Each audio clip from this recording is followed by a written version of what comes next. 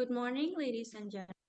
Thank you and welcome to our ICDAD Art and Design in New Media 2024 International Seminar today. I'm Clara, your MC today and a student at the Faculty of Film Jakarta Institute of Arts. We are very delighted to have such a diverse and distinguished gathering of experts and enthusiasts here today. Before we all begin, let us take a moment for our national anthem, March Jakarta Institute of Arts, and the Profile Faculty of Fine Arts and Design.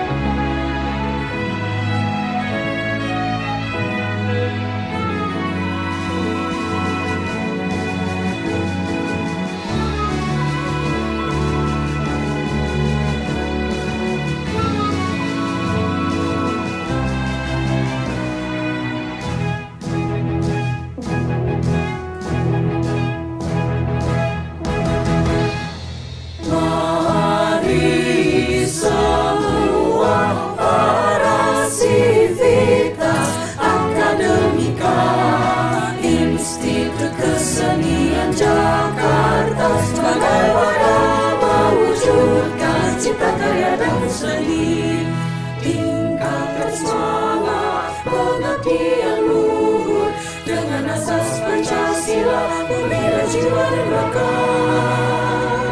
Mari kita junjung bersama tridharma perguruan tinggi, baktikanlah cita-citamu bagi nusa dan bangsa.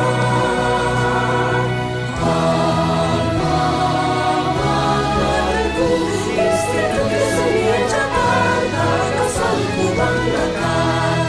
Mari semua para sivitas akademika, Institut Kesenian Jakarta sebagai wadah mewujudkan cipta karya dan seni. Tingkatkan semangat pengabdian luhur dengan asas Pancasila, membina jiwa dan bakat.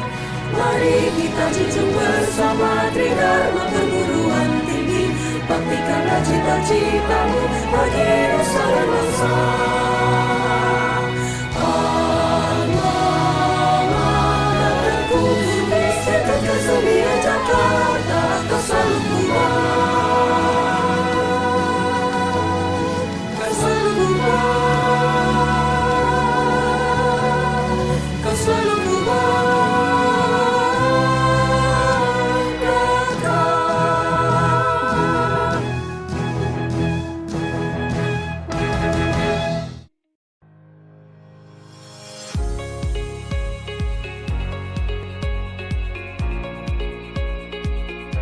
Berlokasi di jantung kota Jakarta dan Pusat Kesenian Jakarta, Fakultas Seni Rupa dan Desain Institut Kesenian Jakarta merupakan perguruan tinggi berbasis seni urban yang mempersiapkan lulusannya menjadi praktisi terampil, kreatif, dan berwawasan luas di bidang seni dan desain.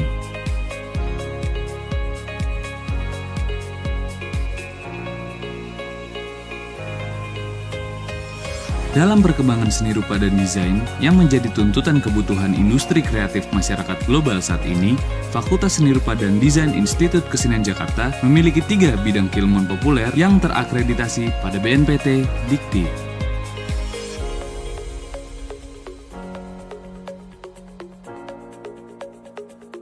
Meliputi bidang studi seni murni yang mempelajari beberapa bidang keilmuan dalam seni rupa, antara lain seni lukis, seni patung,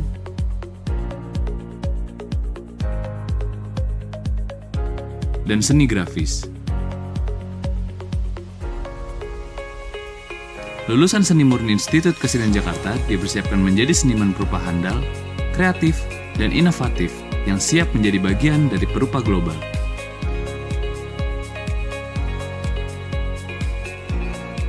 Bidang studi Kriya Institut Kesenian Jakarta mempersiapkan para mahasiswa menjadi bagian dalam industri kreatif dalam sektor pengembangan kerajinan dan kesenirupaan di bidang kriya kayu, kriya tekstil,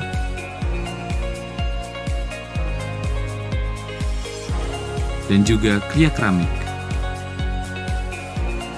Desain Fakultas Seni Rupa Institut Kesenian Jakarta meliputi desain komunikasi visual dengan subkeilmuan grafik dan interaktif design, motion design dan digital animation,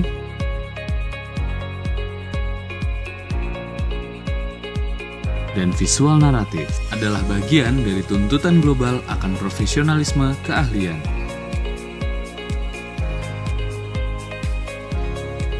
Desain mode busana merupakan bagian keilmuan yang erat terhadap perkembangan industri kreatif masyarakat sosial dalam penciptaan sebuah tren, merupakan satu kesatuan dari kebutuhan industri global saat ini.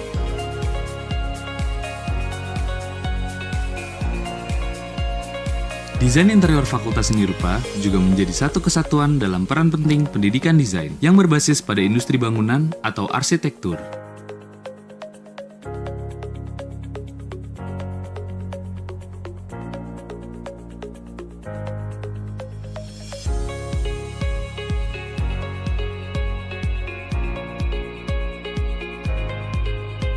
Fakultas Seni Rupa dan Desain Institut Kesenian Jakarta memiliki visi menjadi pusat pendidikan seni rupa dan desain yang tanggap pada dinamika perkembangan ilmu pengetahuan dan teknologi dengan ciri pembelajaran interdisiplin dan multidisiplin serta berkarakter budaya urban pada tahun 2032. Visi dan misi Fakultas Seni Rupa didukung dengan sarana dan fasilitas yang menunjang proses kreatif belajar, antara lain 2 gedung utama,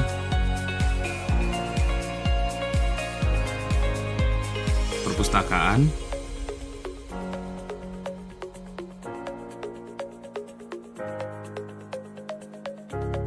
lab foto dan audio visual, lab komputer dan animasi, lab pola dan jahit, studio kerja melukis, mematung, grafis, studio keramik, studio kayu, dan pemotifan pewarnaan kain.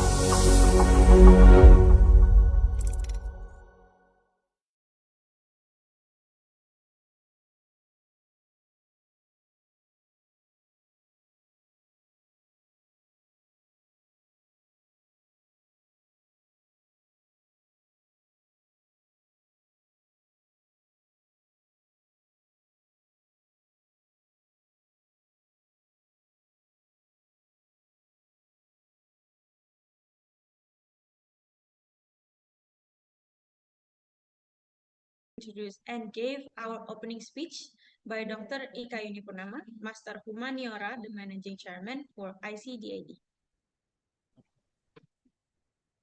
Thank you. Good morning and welcome to ICDAD International Seminar, Art and Design in New Media. My name is Ika Yunipurnama and I'm honored to be the chair of this seminar. On behalf of Jakarta Institute of the Arts and the organizing committee, I extend my warmest greeting to all of you. The seminar will be held today and tomorrow with parallel sessions supported by expositionally 20 selected articles that will be included in the ICDAD proceeding. This seminar aims to explore transformation, offering a platform for academic, artists, designers, and practitioners to share their insight, research, and creative work. The organization of this seminar is a collaborative effort, and I would like to thank all involved who made this seminar possible, including Dr. Indah Cahyawulan, MSN Rector of Jakarta Institute of the Art, and Mr. Anindya Widito, MSN, Dean of Faculty of Fine Art and Design, for their support and encouragement.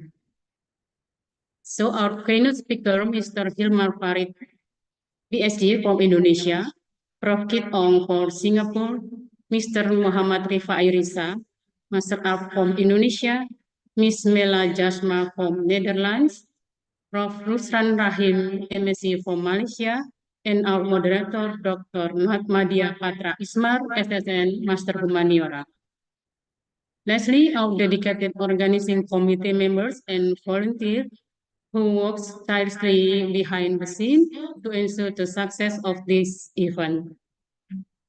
So thank you, welcome to Prof. Swastiwi from Institut Seni Indonesia Yogyakarta.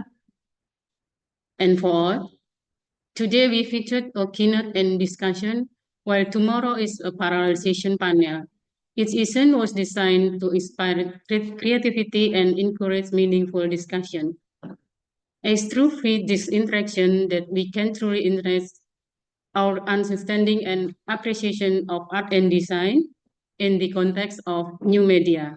Once again, thank you for joining for us at ICDAD International Seminar, Art and Design and New Media. We hope you found today's session inspiring. Enjoy the seminar and let's embark on this journey of exploration and discovery together. Thank you.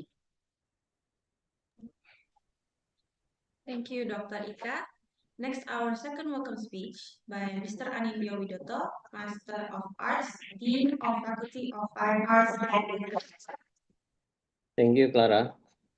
Good morning. Greetings of health to all of us. Welcome to the second international conference dialogue on art and design entitled Arts and Design in New Media. First of all, I would like to greet the Honorable Director General of Culture, Mr. Farid.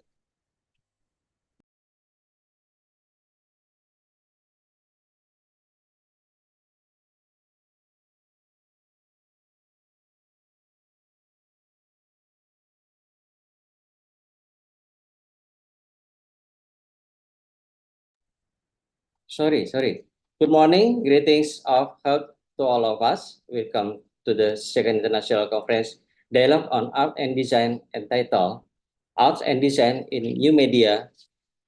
First of all, I would like to greet the Honorable Director General of Culture, Mr. Hilmar Farid, PhD, and Rector of the Jakarta Institute of the Art, Dr.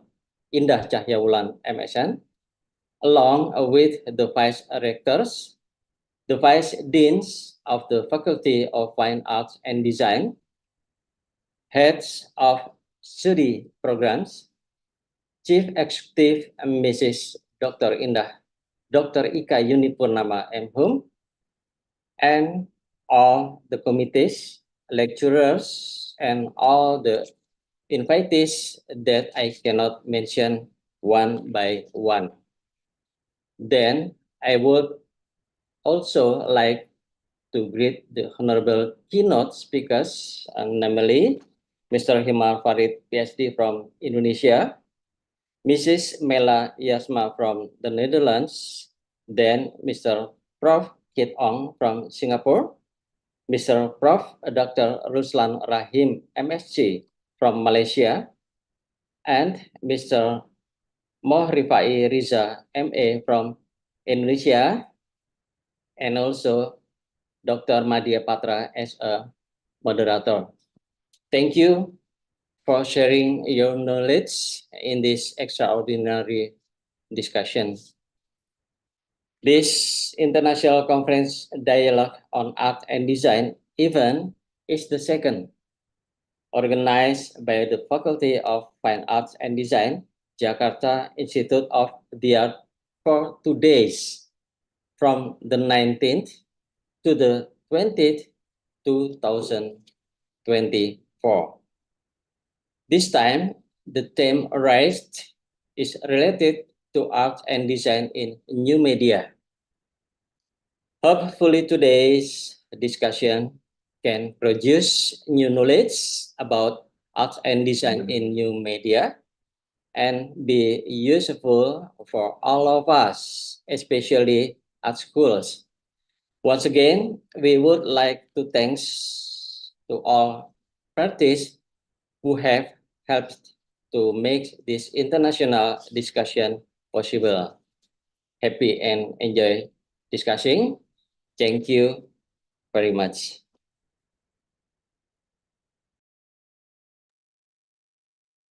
Thank you, Mr. Dito. Lastly, our welcoming speech and the opening speech for our seminar for today from Dr. Indah Cahyawulan, Master of Arts, Rector of Jakarta Institute of Arts.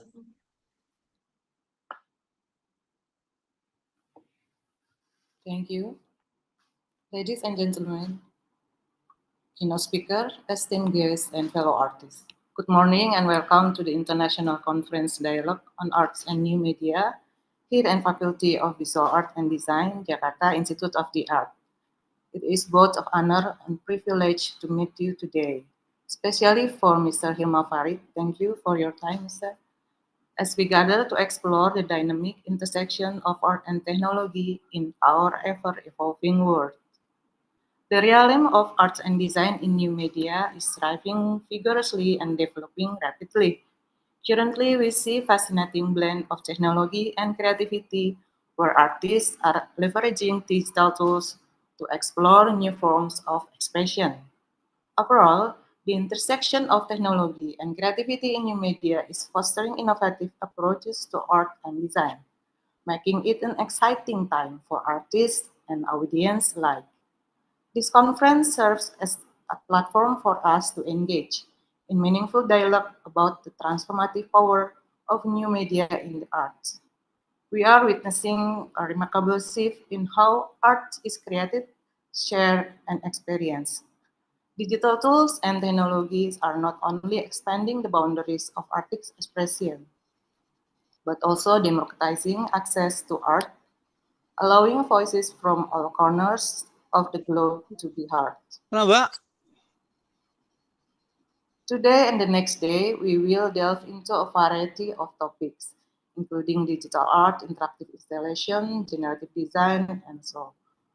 As we embark in this journey together, I encourage each of you to embrace the spirit of collaboration as innovation. Let us share our experience, challenge our perspective, and inspire one another to explore new horizons in our artistic endeavors. I would like to extend my heartfelt gratitude to Faculty of Visual Art and Design as an organizing committee for their hard work in making this event possible, and to our sponsor and partners. Your dedication to fostering creativity and dialogue in the arts is truly commendable. In closing, I invite you to all to immerse yourself in the rich discussion and experiences that await us. Together, let us celebrate the vibrant landscape of arts and new media as we pave the way for future where creativity knows no bounds. Thank you, and let's make this conference a memorable one.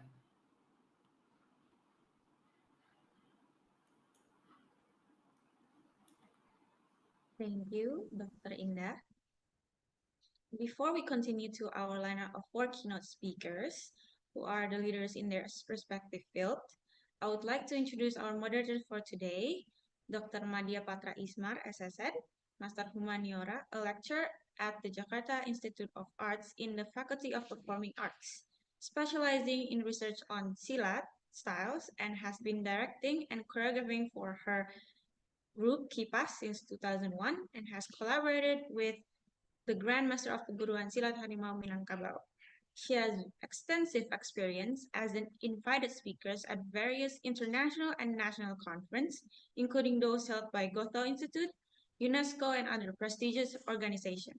Currently the Vice Rector of Jakarta Institute of Arts for Research, Innovation, and Community Service at the Chief Editor of the Cikini Nasional Art Journal at Jakarta Institute of Arts.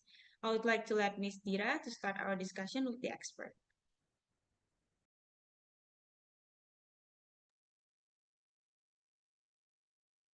Hello, good morning to you all. Thank you, Clara, for that wonderful introduction. Before I would like to invite our esteemed speaker, Dr. Hilmar Farid Setiadi, PhD, I'd first like to read his profile. He is a specialist in critical theory and analysis. Graduated from the National University of Singapore for his PhD. He also has a bachelor degree in historical sciences from the Faculty of Humanities in the University of Indonesia. He is currently our Honorable Director General of Culture, Ministry and Education and Culture of Indonesia. He also lectures at the Pasca Sarjana Institute Kesenian Jakarta Graduate Studies. He's also a President Commissioner at the Balai Pustaka Publishing Company. He has quite an extensive experience in organizations. I'd like to mention a few. He's a member of the Collective of Institute of Global Justice. He's also a chairperson for the National Symposium of Jalan Kemandirian Bangsa. He's also a council member for the Inter-Asia Cultural Studies Society and the Asian Regional Exchange for New Alternatives. Ladies and gentlemen, participants of this wonderful seminar, I'd like to invite Bapak Hilmar Farid to give his speech. Bapak Hilmar Farid.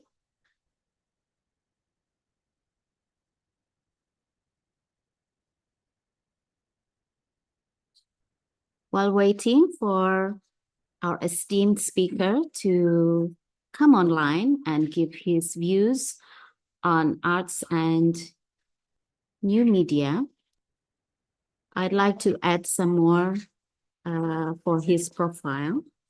He's also a founder for the Jaringan Kerja Budaya. a grassroots organization which encompasses all the grassroots institutions, collaboratives from the grassroots level. So hence you can see of his work in the current position is very concerned and gives a lot of attention to the grassroots communities. So our esteemed speaker is quite well-rounded. Bapak Hilmar Farid, how are you today? Yes, good morning. Very good. Good Thank you for, morning. I'm sorry for being late. Yeah, it's okay. Only 1 minute. Okay, Bapak Hilmar Farid, please give your speech. Success to you. All right. First of all, good morning, everyone. I'm sorry for being a bit late. It's a real pleasure to be here with all of you today at the International Conference on Art and Design, as we like to call it. Yeah, we're gathered here to dig into a topic that's not just trending, but it's actually reshaping how we think about creativity, which is art and design in new media. And as we explore the impact of digital technologies in our creative work, I hope this talk would spark some ideas and maybe even challenges the way we see art and design. So let's start by talking about what's been happening in the world of new media. Over the last few decades, we've seen a massive shift in how art and design are created and experienced. Now, of course, thanks to digital technology. And you've probably heard the term new media thrown around a lot. Scholars like Lev Manovich have used it to describe how traditional media, like painting, sculpture, photography, and so on, are blending with digital tech to create something entirely new. His book, Manovich's book, The Language of New Media, really, I think, laid the groundwork for understanding the shift. And he talks about how we have moved from old school, static media to interactive, customizable experiences that feel more alive and engaging. And in the years since the publishing of that book, new media studies have evolved to keep up with the pace of digital innovation. Scholars and experts are building on his ideas to explore how things like artificial intelligence, machine learning, and virtual reality are changing the game in art and design. And these technologies don't just change how we make and consume art, they also make us ask big questions about what it means to be creative in a digital world. For example, when AI can create art that's just as complex and beautiful as something a human would make, it really forces us to rethink what creativity really is and who or what gets to be called an artist. And it's not just about the tech itself. There's a lot of talk about how these digital tools are changing our culture. People like Henry Jenkins, for instance, have pointed out that we are living in a time of participatory culture, where people aren't just sitting back and consuming content, but they're getting involved, creating, sharing their own stuff. And this shift has huge implications for art and design because it means more voices are being heard and there's a greater diversity of expression out there. But of course, this also raises some tough questions about how digital platforms might be taking advantage of all this user-generated content to make money. Now, let's move to something that's a bit of a mouthful, but really important, which is post-mediality.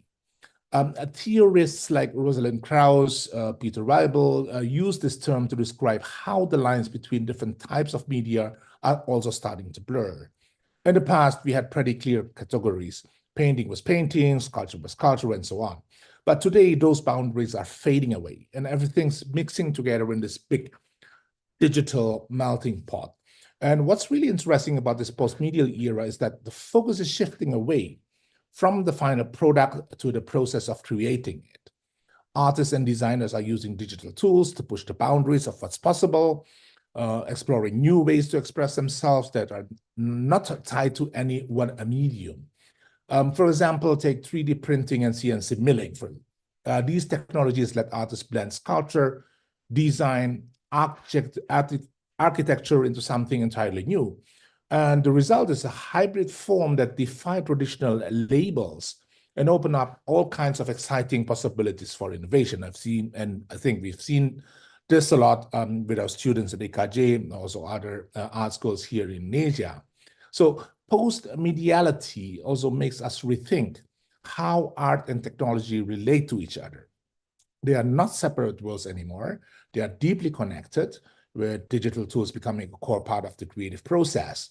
And this has led to new genres of art like digital installations, interactive environments, augmented reality experiences that really are stretching the boundaries of what we consider art.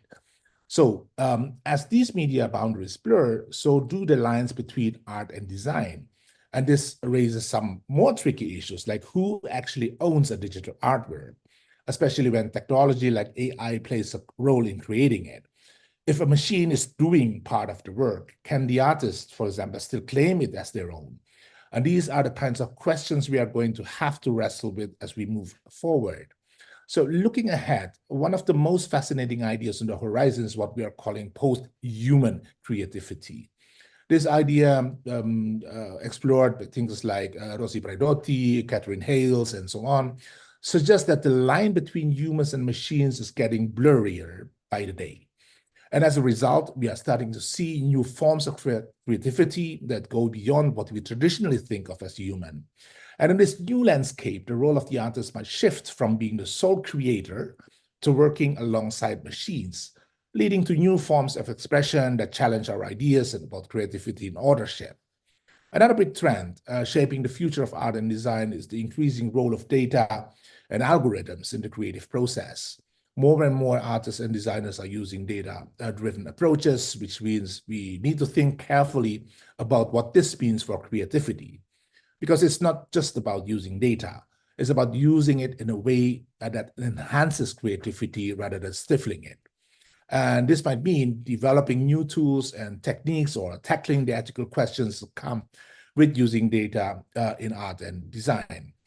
So as we think about the future, we can't ignore the bigger picture, of course, and how all these technological, ethical, and environmental factors will shape art and design in the digital age.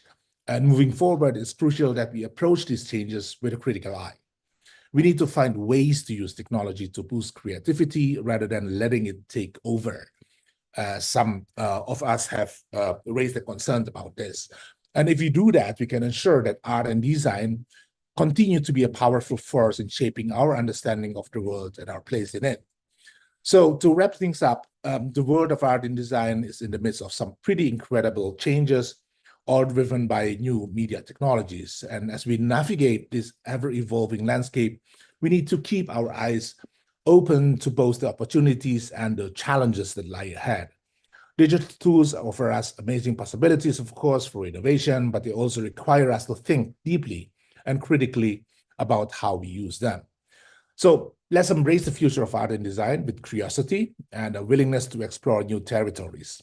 Let's make sure that our creative practices continue to reflect the rich diversity of human experience, even as we start collaborating with machines and diving deeper into digital environments. By doing this, we can ensure that art and design not only survive in the digital age, but thrive in ways we can't even imagine yet. So thank you for all your time. Thank you for the invitation. Looking forward to the conversations we're going to have today. So thank you very much.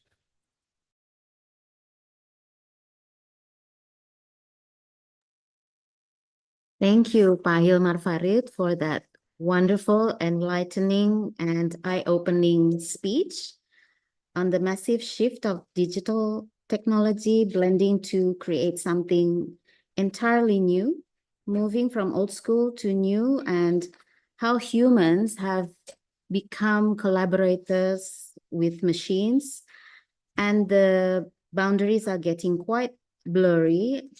Just a few points that how the future of artwork and using data in this digital ecosystem, we need to address this digital technology to build the future and navigating the evolving landscape and surviving this new era in the future. Thank you once again, Bapak Hilmar Farid. for that wonderful speech. I'd like to introduce our next speaker, Professor Kit Ong. And please allow me to introduce our esteemed speaker, the President of Society of Interior Designers from Singapore. Professor Kit Ong is an architect by training and multidisciplinary designer by profession. He is also a celebrated awards-winning designer. He is the founder, design principal of Kit Ong Design and co-founder of SCKD, as well as 3 terms president of Society of Interior Designers Singapore. He's established and chaired the Singapore Interior Design Accreditation Council from 2021 to 2023, which oversees the competency of interior design practitioners in Singapore. He is currently presiding over the Asia-Pacific Space Designers Association, an alliance of 14 national-level professional associations for a 2nd term, and has formed the Asia-Pacific Interior Designer Accreditation Program to elevate the standards of practice in the region. He has been named one of Asia's top designers in Singapore Design Awards in 2014 and as Designers of the Year 2017 from the famed Interior Design magazine.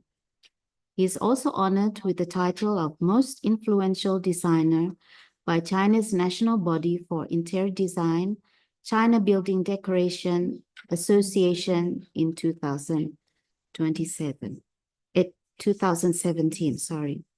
He is also a visiting professor to 8 universities, including the famed China Academy of Arts and Taylor's University, as well as judges to many prestigious awards internationally.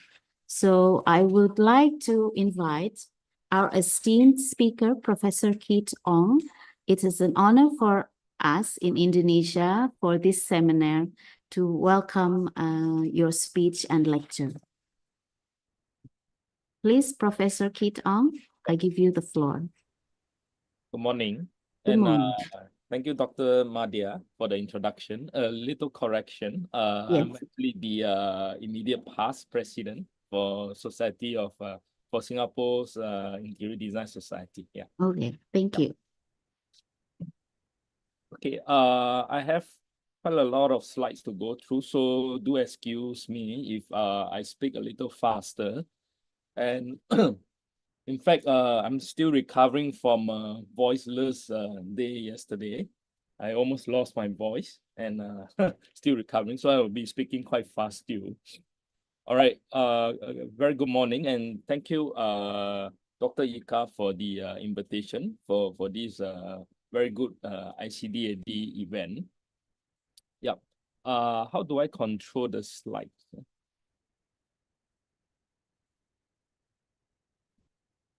Do I get a control of the slides?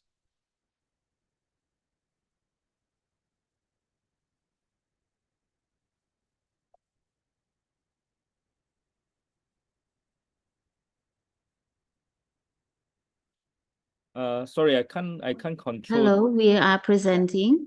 Yeah. And please give a cue saying next for the operator. Okay. So I'll be saying a lot of next. Yes. Okay, next.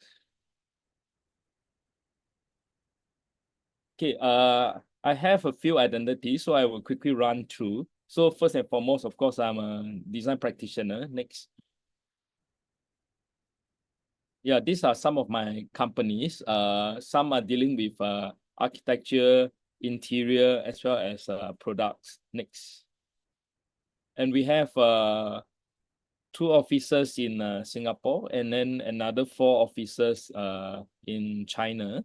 Yeah, and we do a few different typology of spaces, including institutional one. This is the Changsha City Museum in Changsha, of course. Next. This is the recently completed Shanghai Jiao Tong University campus in Singapore. Next. This is what we have done before the pandemic, Dongting Lake Museum in Yueyang. Next. And this is the Financial Expo Center, Shenzhen. Next. This is the Changsha City Library in Changsha, China. Next. And this is the Zhuzhou City Museum in Hunan as well. Next. And then we do workspace as well. This is my office in Kunming. It includes a design studio as well as a furniture showroom. Next. And then this our recently completed Ample Solution Office HQ in Singapore. Next. And also recently completed O2 Work City in Singapore. Next. And then this what we have done for a security company in Xishuangbanna, Yunnan. Next.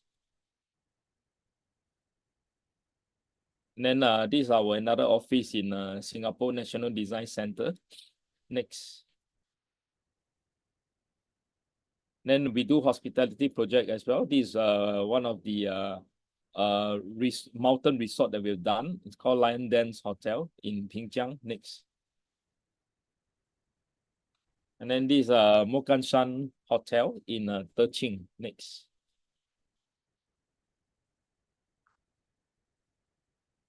Yeah. This Tilo Hotel in Qijing, Yunnan. Next. Okay, this Marvelous Hotel in Jiangchen, also in China. Next. And then this Yunnan Huitu Hotel in Kunming. Next. Okay, and we do F&B spaces as well. This what I'm going to talk on as well later. The Social Bird Cafe in Lijiang, one of the biggest cafe in the world actually. Yeah, next. This is one of the tea house that we designed in Kunming. Next. Then this one of the chocolate artisan cafe that we done for Singapore Airlines in Singapore. Next.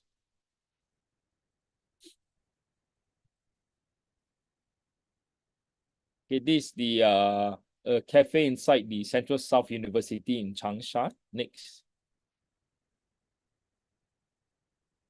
And this a Maestro Club includes a cafe and entertainment and a library in Kunming. Next. Okay, we do retail spaces as well. This is history flagship store in Kunming. Next.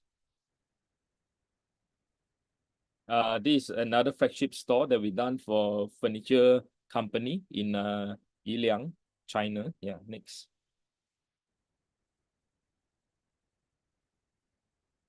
Okay, this the we didn't sell ham. This is a Hunan Art Museum. So in short, is ham. In Changsha is a store. Yeah, we also propose for the museum itself as well. Next. Okay, this we do retail spaces, and this one of the concept store that we've done in Kunming. Next. And then we also did one of the new brand concept store for Lixo, called Cobra, yeah, in Shanghai. So these we propose the concept for them to implement into their series of spaces. Next. Okay, we do residential, of course, as well. And this is one of the penthouse in Singapore. Next. Another penthouse in Orchard, Singapore. Next. Then this one of the landed houses. Actually, this is my current home now. Yeah, in Singapore. Next. And then this is the museum house that we propose for Longyu in China. Next. Okay, another residences in Kunming, China. Next. And then this our set new furniture that we are gonna exhibit in Milan next year. Next.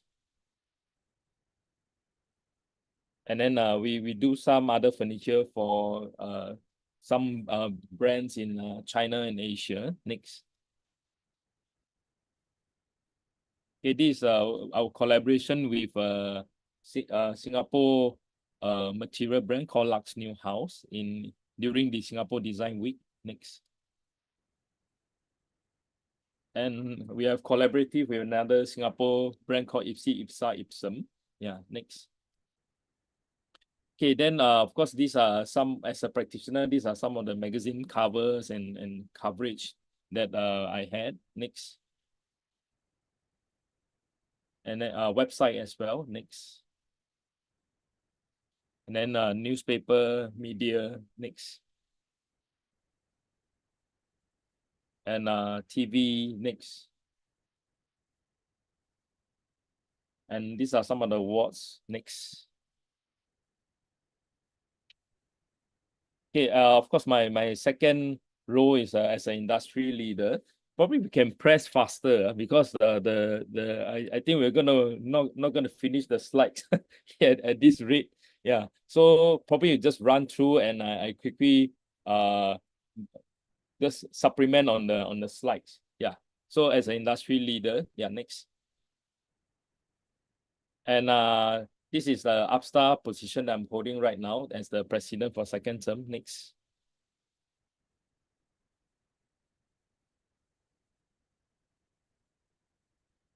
Okay, as SIDS past president as well. Next. And then we started the accreditation system in Singapore back in 2021. And then these are some of the jury duty that I had. Yeah, next. And then we did some philanthropy programs during the pandemic as well. And then also thirdly, as a design educator. Okay, I'm the current adjunct and visiting professor for 8 university in Asia now. Next. Then these are some of the talks and symposium, yeah, that I'm involved in. Next. Next.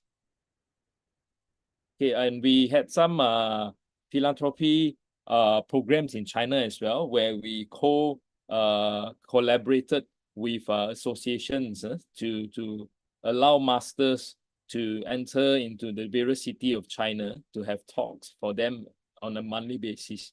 And also lastly, I'm an author. This is the book that I've released last year.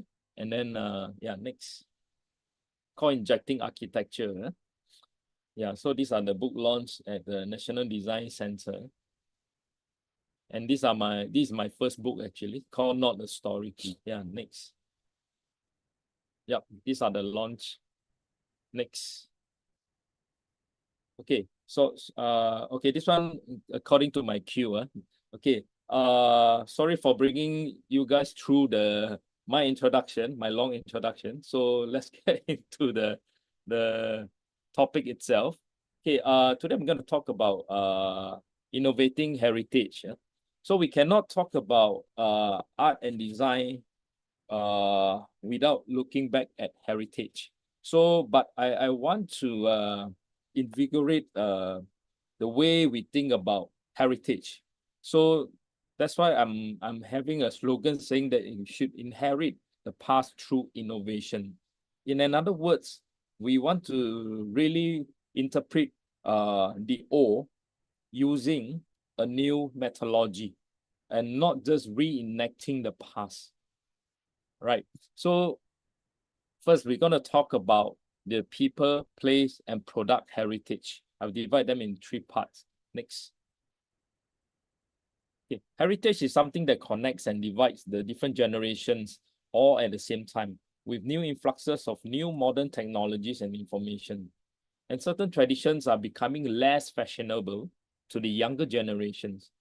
So intangible cultural heritage are the traditions and living expression that are passed down from generation to generation. Next. first we're going to talk about from product, from micro to the macro. So nowadays we are the slide run at my queue. Okay, so today we cannot escape from the fact that clients are always asking us for creating spaces or products that are Instagrammable, right? So today we live in a new media age that these become part and parcel of a lot of requirements, whether it's from developer or from private owners, right? So this first project that I'm introducing is very small projects that we've just done and dismantled already. So this done for the China Academy of Art, one of the famous university in China. And this is their first time that they are taking part in a trade show, or rather a design trade show. Yeah, this is the famous Shenzhen Creative Week this year, 2024. Next. Next.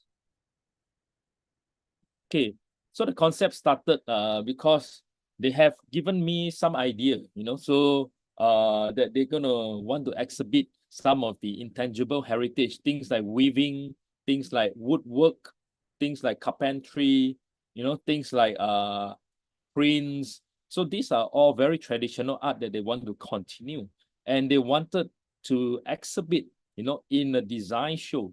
So the challenge is, how do I present all these, well, to some is boring, to some is dated, and to some, of course, is interesting, right? So how do we present things like this in a design show?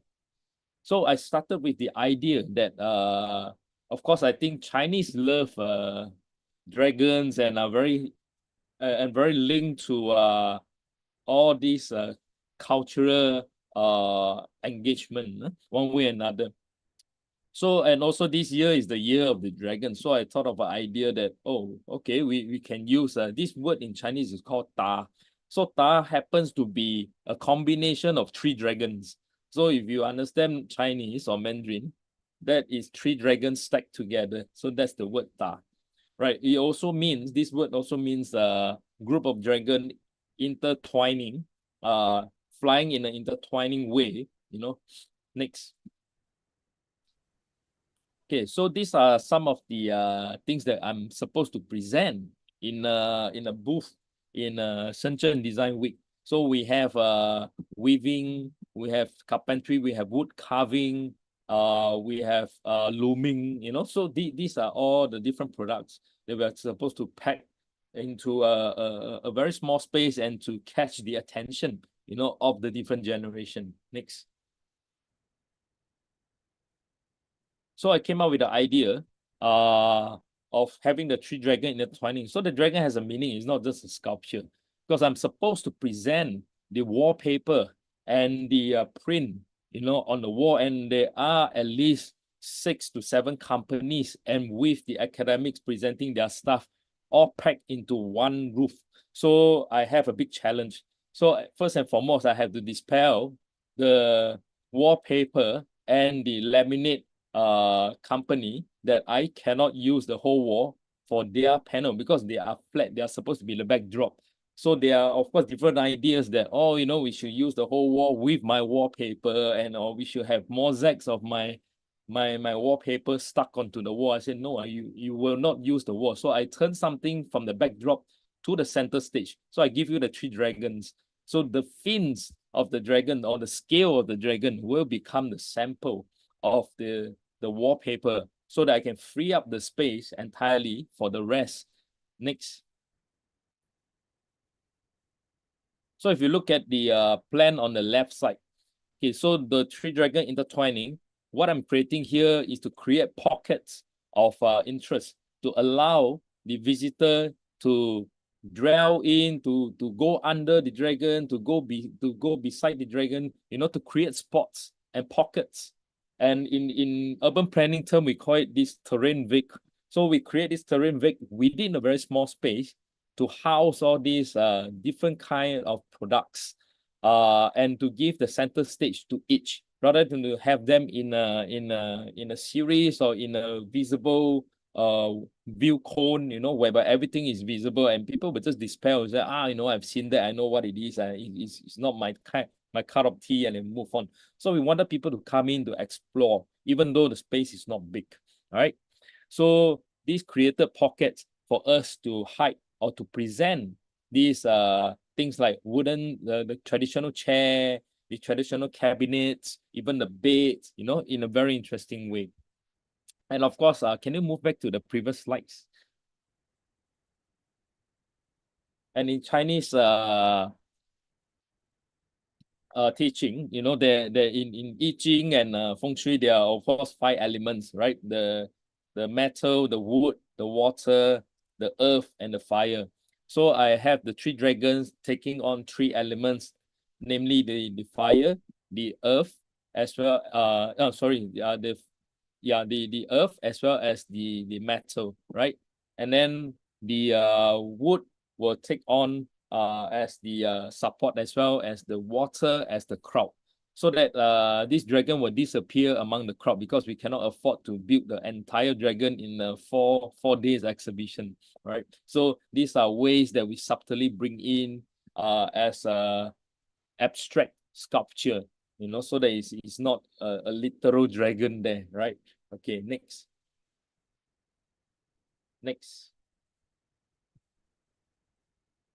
So these are the perspective that we have done for them. Very ambitious one. Next. And this is me trying to sort out all the thousands of samples that we are supposed to use for the dragon scale. And this is a very large operation, especially the pre-operation that the material company, the supplier, has to be able to come up with a standard format for the fins. Next. Okay, so this is the finished product, and reality sucks sometimes. So you realize that the crowd now are becoming ribbons, right? So the big crowds are supposed to be woven volumes, yeah. But of course, I think the artisans are not able to do it in time to be used in this exhibition. So in the end, we have to resort to a quicker method. So the crowd is still using woven bamboo weaving, but we use the weaving itself to outline the form that we need, to simulate the crowd itself. Okay, and what you see on the dragon here, these are different hue, from darker to lighter, and then from lighter to darker, vice versa on the different dragons, so that we use this opportunity to bring out the different materials that the suppliers are producing, but in a more interesting way, so that people will think this as an installation rather than a pure exhibition of the material itself. And in fact, it draws a lot of attention, and the dragon itself. So things like wallpaper, which is supposed to be the backdrop, now becomes the center stage, right? And at the same time, creating pockets for us to display the not so interesting stuff to some, but interesting to the people who knows. Yeah, next.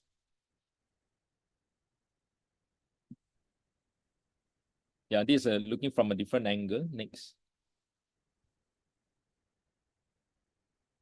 So this is the crowd that we have created. So it's still using bamboo weaving, but we did it in a more abstract way, to simulate the same intention. Next.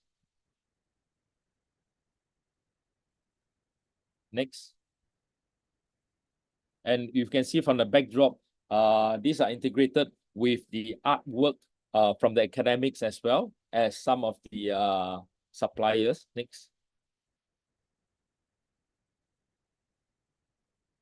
Yep. And some of these are all the collaborators of the whole exhibition. So we're supposed to squeeze in a lot of different materials, different products. Next. Yeah, here you are looking through a traditional poster bed, the Chinese poster bed. that became one of the highlight of the product showcase. Next.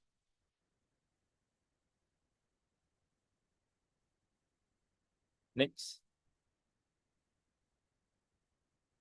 Yeah, things like this, we need to have spaces for them to be displayed. So these heights in between or under two of the dragons, so that when people gets to this, it become a point of interest and create a very interesting backdrop for all the products that we're displaying, not just purely just laying out like an antique shop. Next. Yep. So wood carvings and all the different traditional art. Yeah. Next. Yeah, this is an overview of the exhibition itself. Next. And we are lucky enough to win the best design of the show for the Shenzhen Creative Week 2024. Next. Okay, then we talk about place, heritage of the place. Next.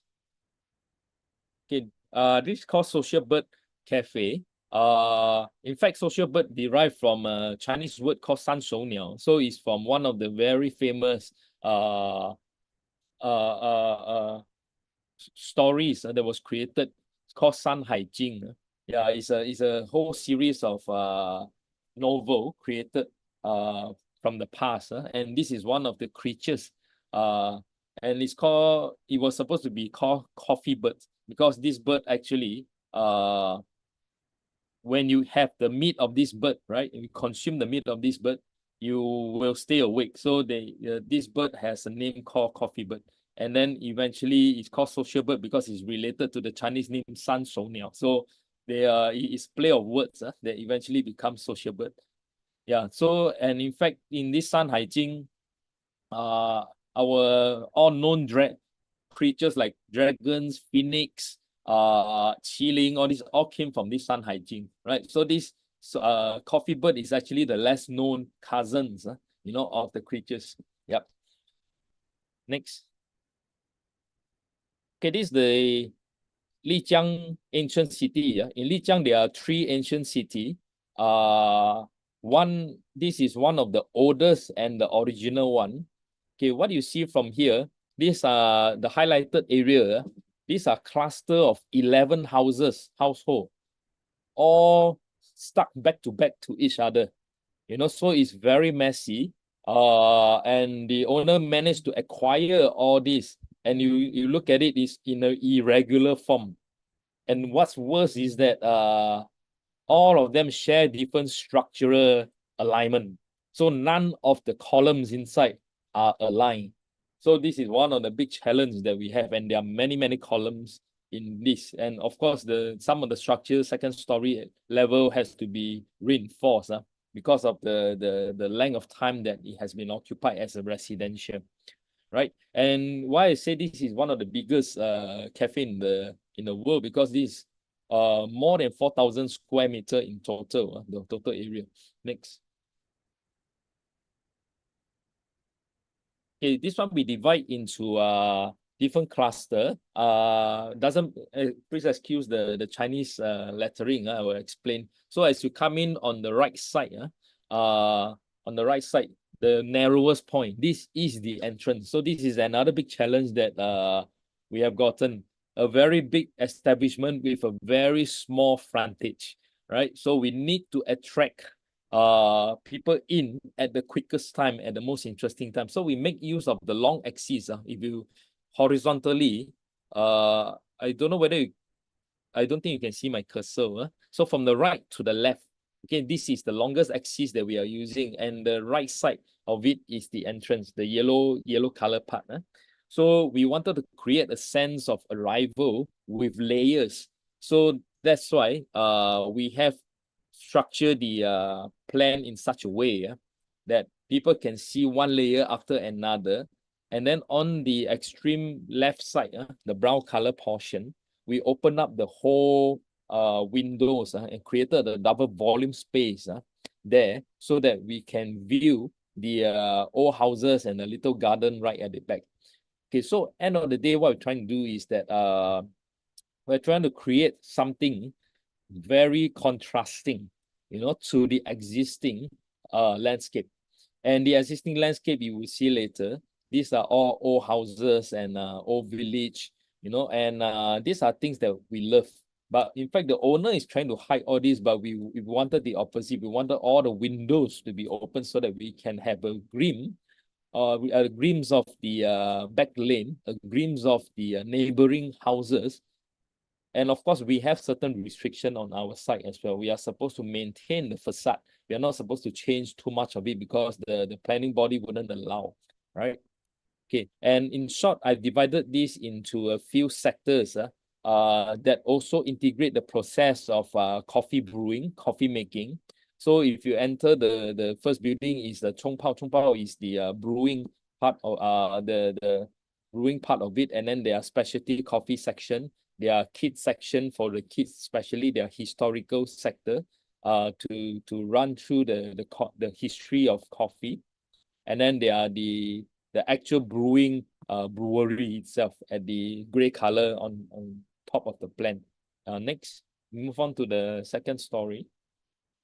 And then as you enter the second story, we have a coffee academy as well on the top, which is the yellow part, and then the purple part is the sorting of the coffee. So and then sorting of the coffee sector, and then we move down to the brown color part, which is the processing part, and then we have the plantation part on the green side, and then moving on to the VIP on the extreme right. Next. Okay, and then we have the rooftop as well. And rooftop is important because this rooftop oversees the mountain called Yuerong Xueshan. So it's Yuerong Snow Mountain by direct translation. So this is a very famous mountain, and on the rooftop you can have a direct view of it. So these are all Instagrammable spots. And in fact, when the owner asks us, can you create some Instagrammable area? I say you don't need to. If the project is good, the whole entire project are Instagrammable. So we are trying to create all kind of interesting aspect. Next. And then as I mentioned earlier, none of the columns is aligned. So we have a biggest challenge. How do we do that? So we started to project in an octagonal way. That means each one has a 8 projection point. So this 8 projection point, 8 also is synonymous with Chinese belief, the Papua, which is 8. So 8 is an auspicious figure in Chinese as well. So we wanted the 8 projection point from each column shooting out to meet the next column, right? So that created a sense, a little labyrinth of ceiling works. Yeah, next.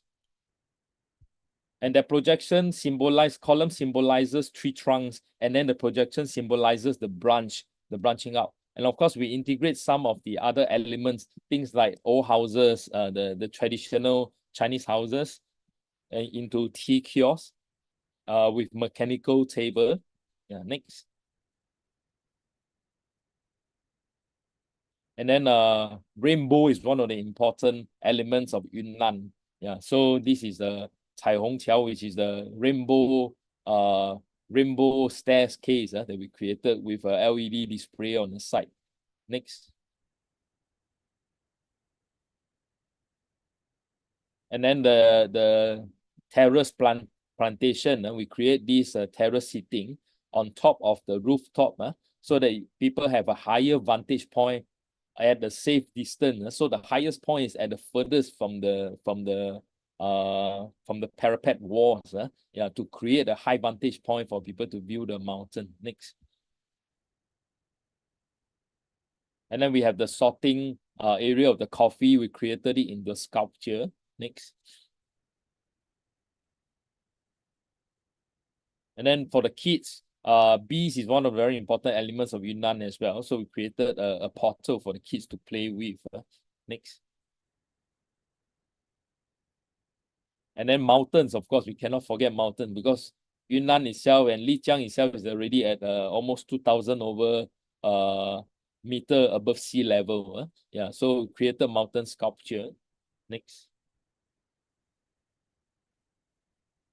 And then, of course, integrating some coffee elements. We have the coffee funnel. Yeah, so this funnel itself will also become the skylight of the top floor, overlooking the we call the Papua library. So it's a Papua formation, 8 pillars, but containing a double-story height libraries, as well as LED panels. Next. And then, of course, following up with the same the step plantation, we created also a plantation stairs that were overhung from the ceiling. So these are also, they are suspended from the ceiling. So these are layers by layers going up to the second story. Next.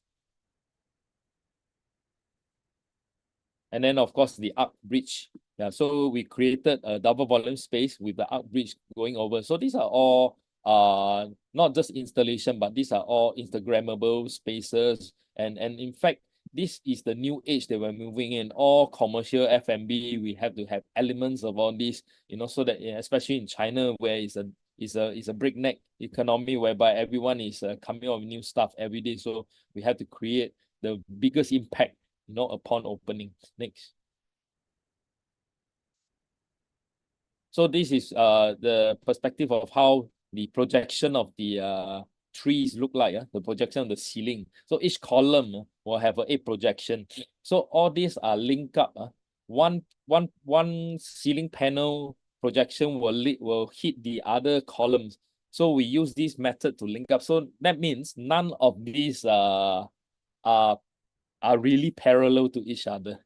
Yeah, so that is used as a disguise to break away the non-linear, non-alignment of the columns itself, right? So this is looking from the entrance, and then we created a very long coffee counter, that have a specialty coffee counter, the order counter, the cashier, the cakes, the savories are all within this very long island.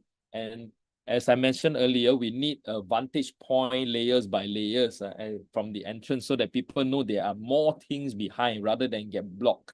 So in fact, the Chinese roof, the red roof that we see here, this is a translucent, in fact, it's a trellis ceiling. You can see through the ceiling itself, and lights can pass through to create a very interesting shadow effect on the floor itself. Next. So this is moving past the front counter, whereby we created this double volume opening where the arc bridge is visible right in front. And then we reopen all the skylights that were already sealed, the 3 main skylights. So this is on top of this is one of them. And then behind, we open a double volume curtain wall, glass curtain wall, so that we can have a clear sight of the neighboring houses. Yeah, which is all torn and broken, which is what we wanted. The inside is new, the outside is old. So it created a good contrast. And we refused to reenact the whole scene again back in the interior. So we told the owner we wanted the interior to be new, but in a very abstract format, reflecting the past, right? Next. Okay, this is looking back at from the kiosk. We created a water feature also under the double volume space to have a sense of depth, to the upstairs as well. Next. And this one of the skylight that we created, and this is beside the main kiosk. We created different kind of seating experience, so people can sit on the planter, having a small cup of coffee on a small coffee table, or you can have a nice sofa with a low table overlooking the back lane. Next. And then this is the rainbow staircase that we created. There is also doubling as a LED panel on the side. Next. And then on the right, we see the terrace staircase that are all suspended from the ceiling. Next. This the other, on the left side, we see the same suspended terrace staircase that also doubles up as sittings for short introduction, you know, sometimes by the tour guide, sometimes by the host. Next.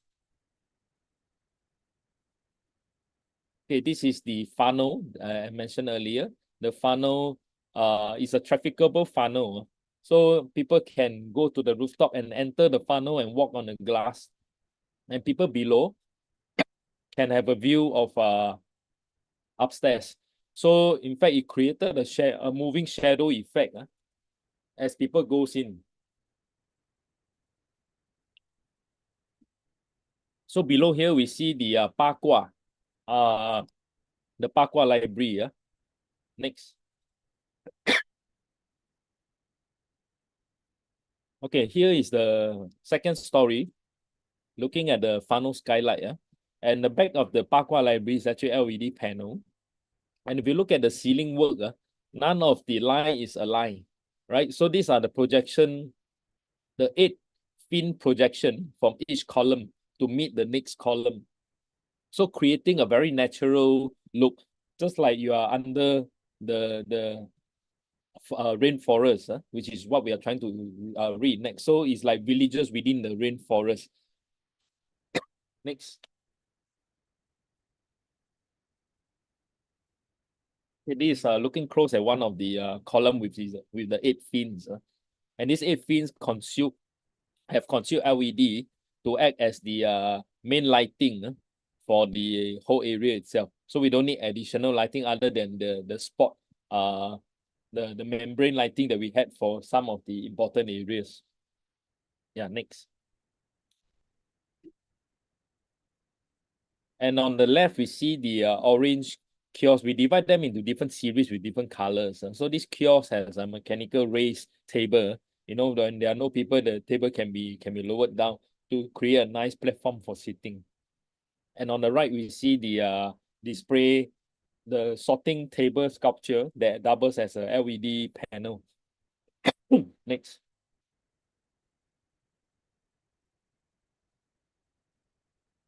Okay, this is the rooftop terrace. There are 2 of them. This is the bigger one. And in the center, we see an indent. So these are all for gathering, sitting, and of course, your view, you can view the nice mountain while you're having your nice sip of coffee with the white color portable table. Next. Yeah, this is another view of the smaller rooftop, the VIP rooftop with the same setup. And then the nice orange kiosk on the right is actually the staircase shelter to allow people to enter from the second story. Next. Next, we talk about people heritage. Next. So this is the last project. So we and this one surrounds one of the tribes. There are 56 tribes, or rather 56 races in China, and of course including the main Han tribe, the Han culture. Yeah, so those are the Chinese, and then there are another 55 other minority culture.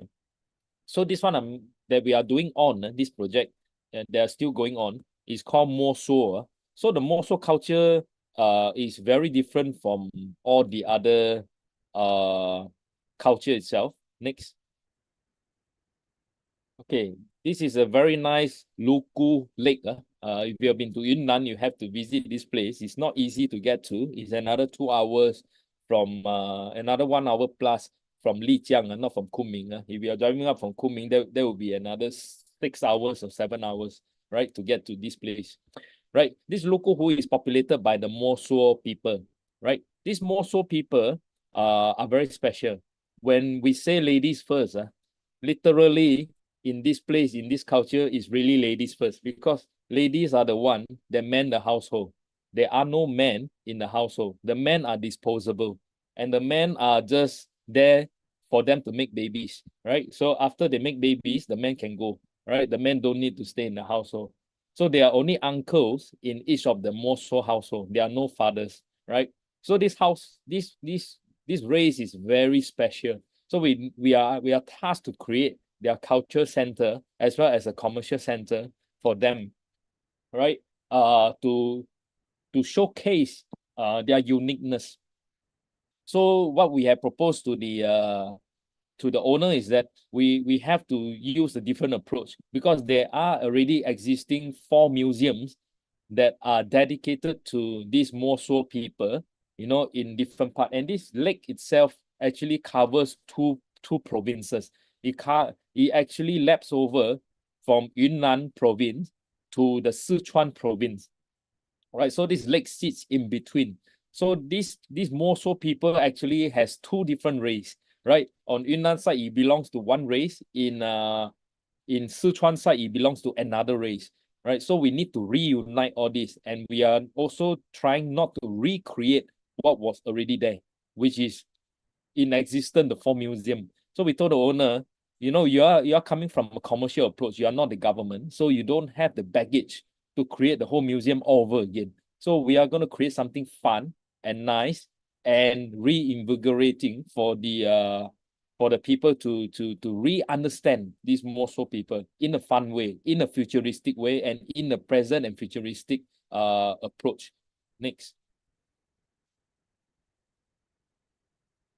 So these are it's actually more than that. We have another 50 over houses below this plan. So this is a bird's eye view of the center that I'm creating only, because they are still the commercial streets that we are creating. So today's focus will be on these 3 houses. So these houses are interesting because each of these houses are rebuilt from the existing Moso people's house. And the caveat given to us is that the people, that you rented the house from has to still live in the house that you're creating, the new house. So we have to create a bigger volume in their plot. So what you see in front, the 1-story segment, the 1-story segment are actually the existing house that we created back for the owners to live in. And then the rest we can use for commercial purposes. So this is a very tricky situation that we get into again, right?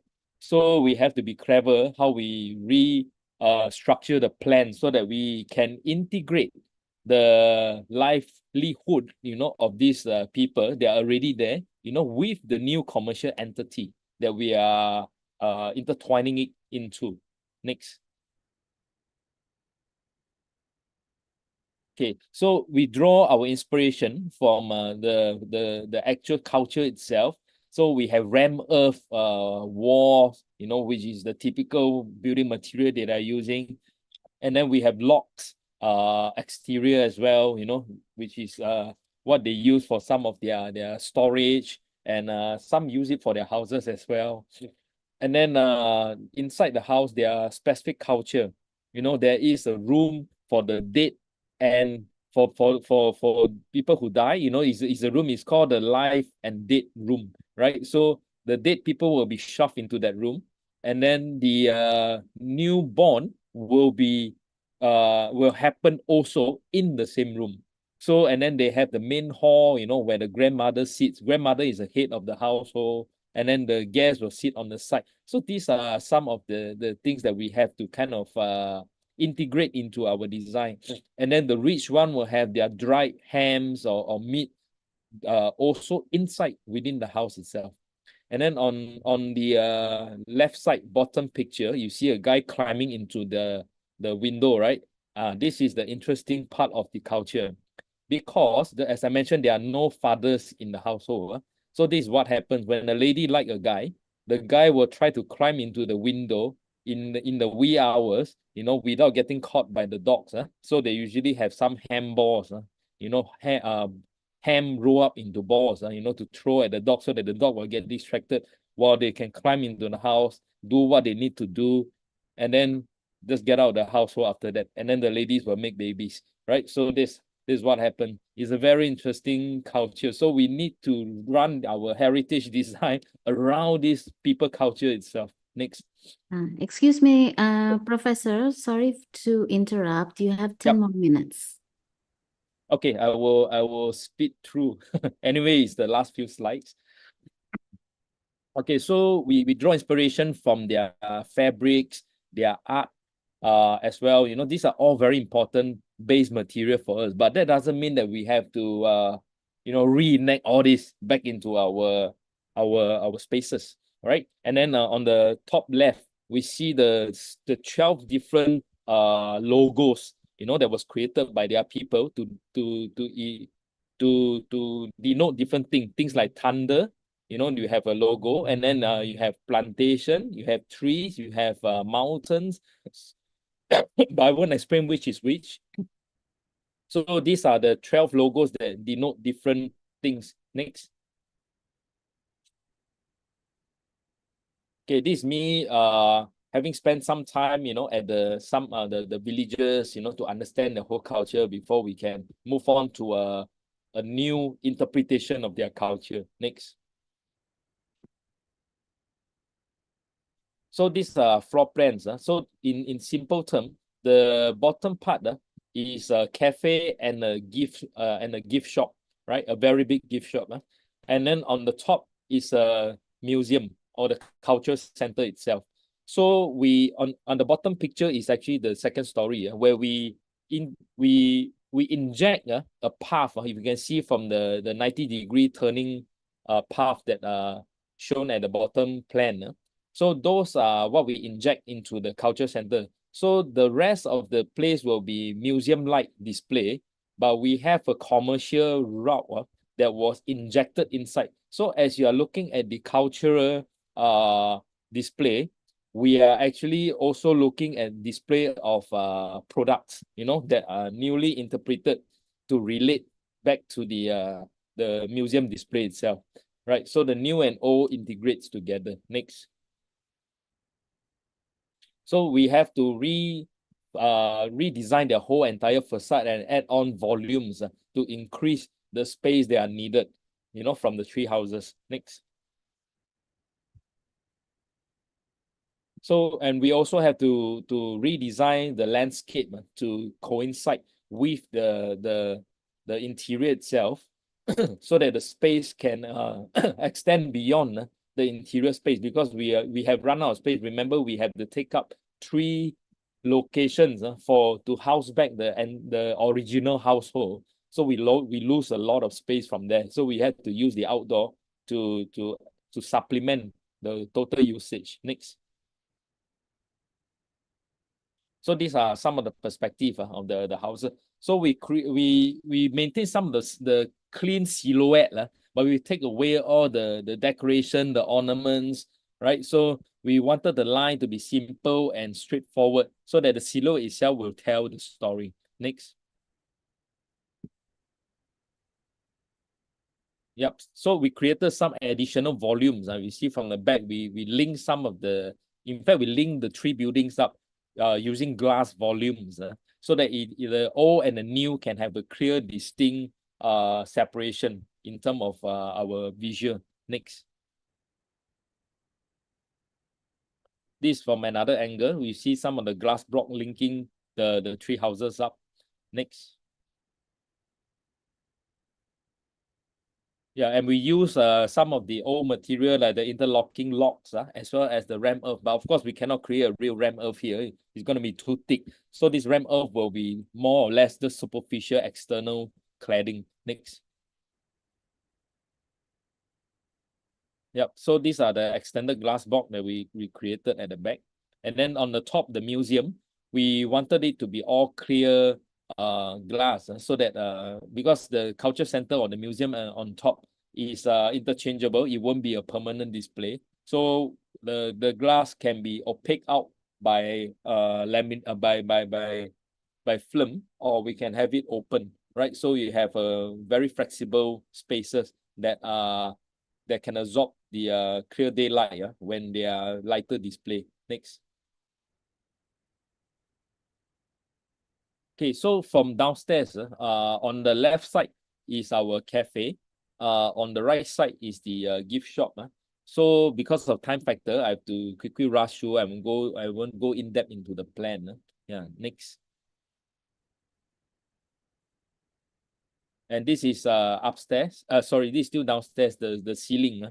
So if you see from here, there are 6 colors remember the 12 elements and the 12 logos. We reinterpret and reassess them and abstract 6 colors, 6 key colors from all the logos that were their primary colors. So these are the 6 primary colors that we extracted, and we wanted these colors to be a representation in a more simpler manner, you know, to bring in the culture. Next. And these are expressed through the ceiling itself, as well as the artifacts that we're creating inside. This is actually the booth, the cashier counter that we created. Also to reenact the window, remember? The very key window that give you the reproduction possibility of the household, right? So this window becomes the cashier window. Next. And then we integrate some of the traditional features, you know, the fabrics, using a new installation. And why a wing with feathers? Because the social bird cafe actually also become one of the tenants of this Moso Culture Center. So we need to integrate 2 different kind of IP into one. So we thought the best way is to integrate the feathers, but with the Moso fabric as the feather. So this is how we integrate the 2 different cultures, you know, into one as a main key display. Next. And then we created the mountain scene, but these are display shelves, yeah, that are in modules. So we have 3 to 4 modules throughout the whole gift shop. Next. Okay, this is the cafe side. Yeah. So we have different skylight, so-called skylight windows, skylight membranes, but these are not skylight actually. We are just recreating the fake skylights, but using lighting membrane. And all using different colors to denote the different zone. And these are the 6 important color of the Moso people. Next. And on the left, you can see the feather, the feather display, you know, of the different Moso fabric. Next. So this transition place.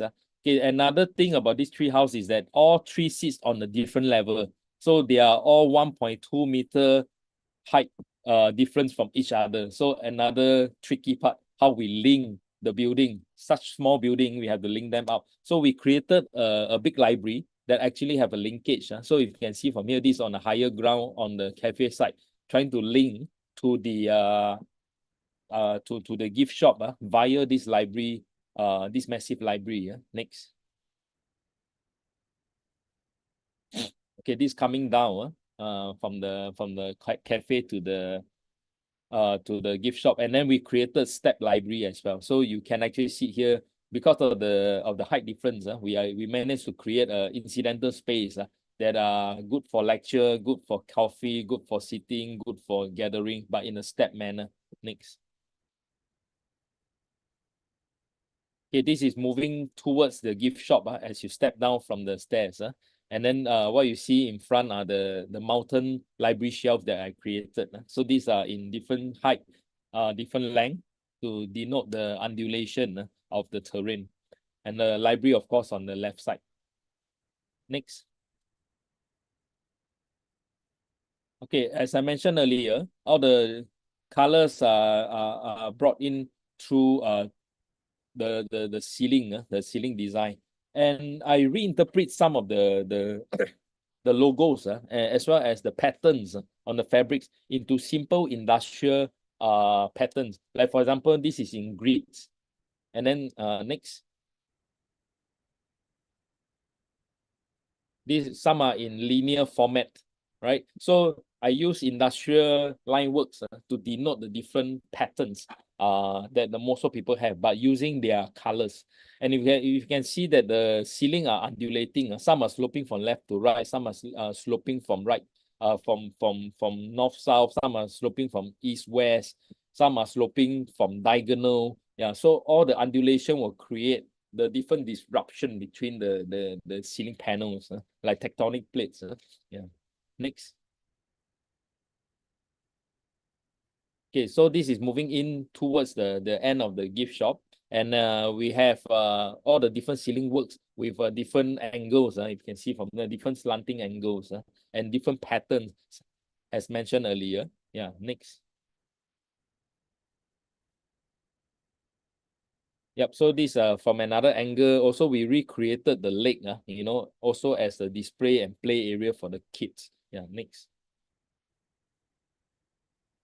Yep, these are on the linear side. You can see from the ceiling, these are in circular pattern as opposed to the purple color grids. Yeah, next. Okay, this from another angle. Next. Okay, so I conclude my lecture. I hope I didn't rush through too much. Yeah, and this my LinkedIn and the WeChat if you like to scan and we can connect. Yeah, thank you. Thank you, Professor. Such a wonderful presentation, extensive and very detailed. It's so interesting how you presented your many designs for resort, hotels, spaces, tea houses based on intangible traditions. I have a background in oral traditions studies, so it was very, very interesting for me, especially the part on how you reinterpreted the tradition of dragons as an intangible cultural heritage. For my studies, I have been coming in contact with dragons through legends and artistic expressions all over Indonesia. So that's such a wonderful idea, and how you presented these ideas of dragons through woodwork and prints and traditional arts, and to exhibit and present in a design show.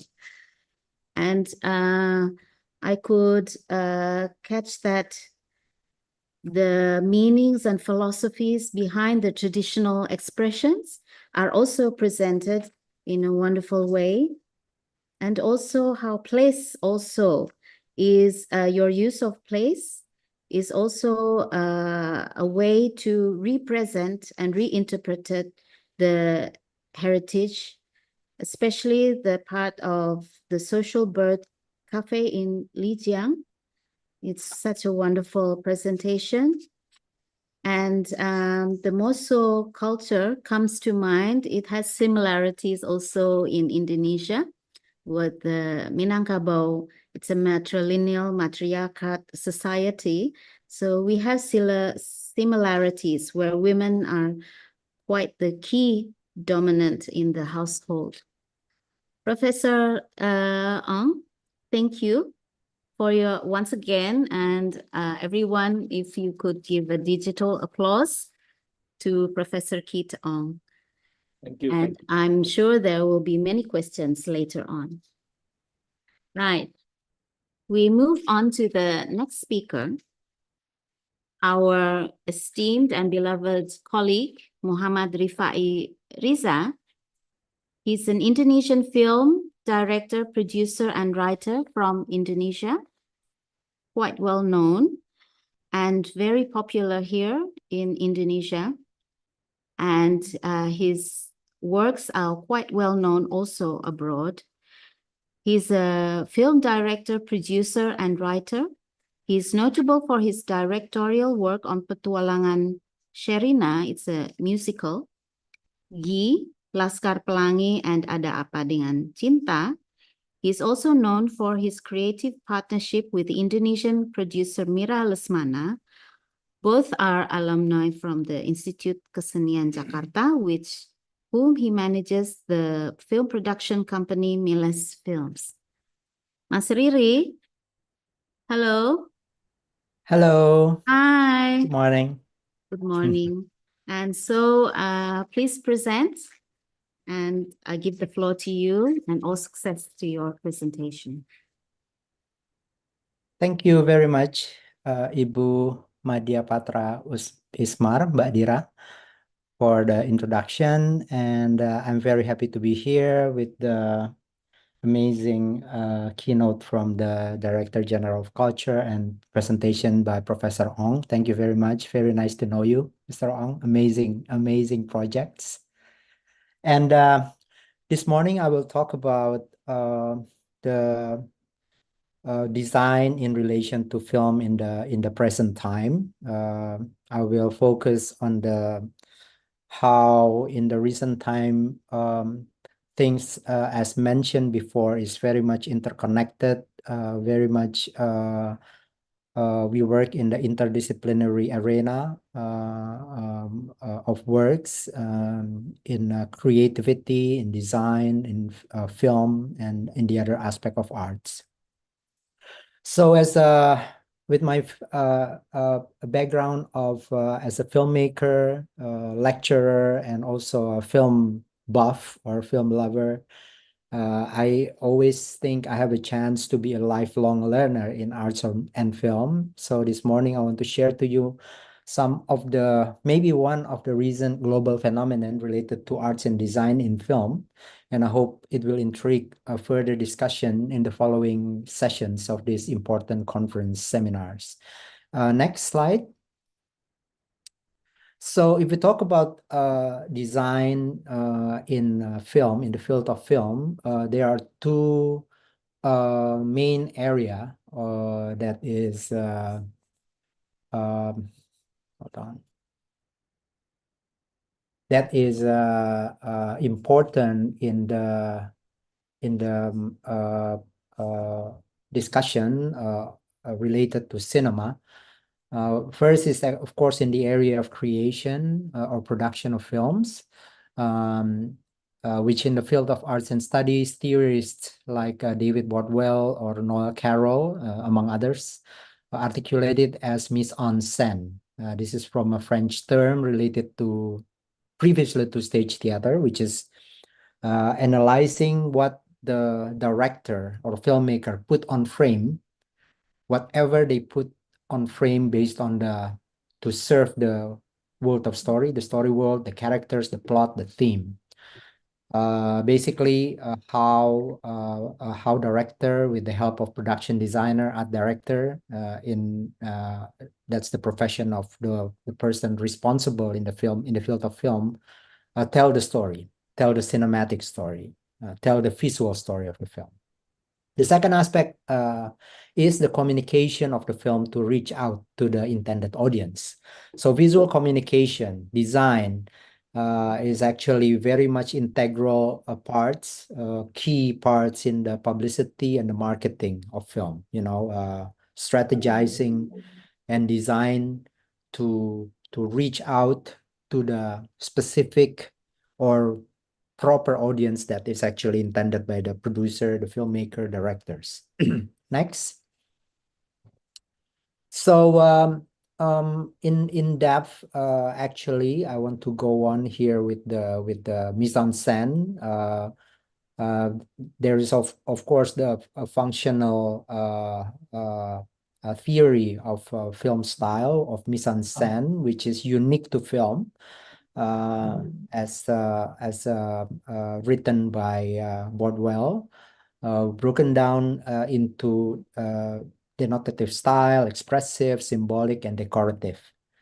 And that is actually the elements of mise en scène, which is location, setting, set dressing properties, figurative performance, wardrobe, and one of the most important element also are cinematography elements, which is lighting, composition, and camera movement. All these elements are related, integrated, and very much like a tool and the expressive, artistic, aesthetic tools of the director in telling cinematic stories. Next.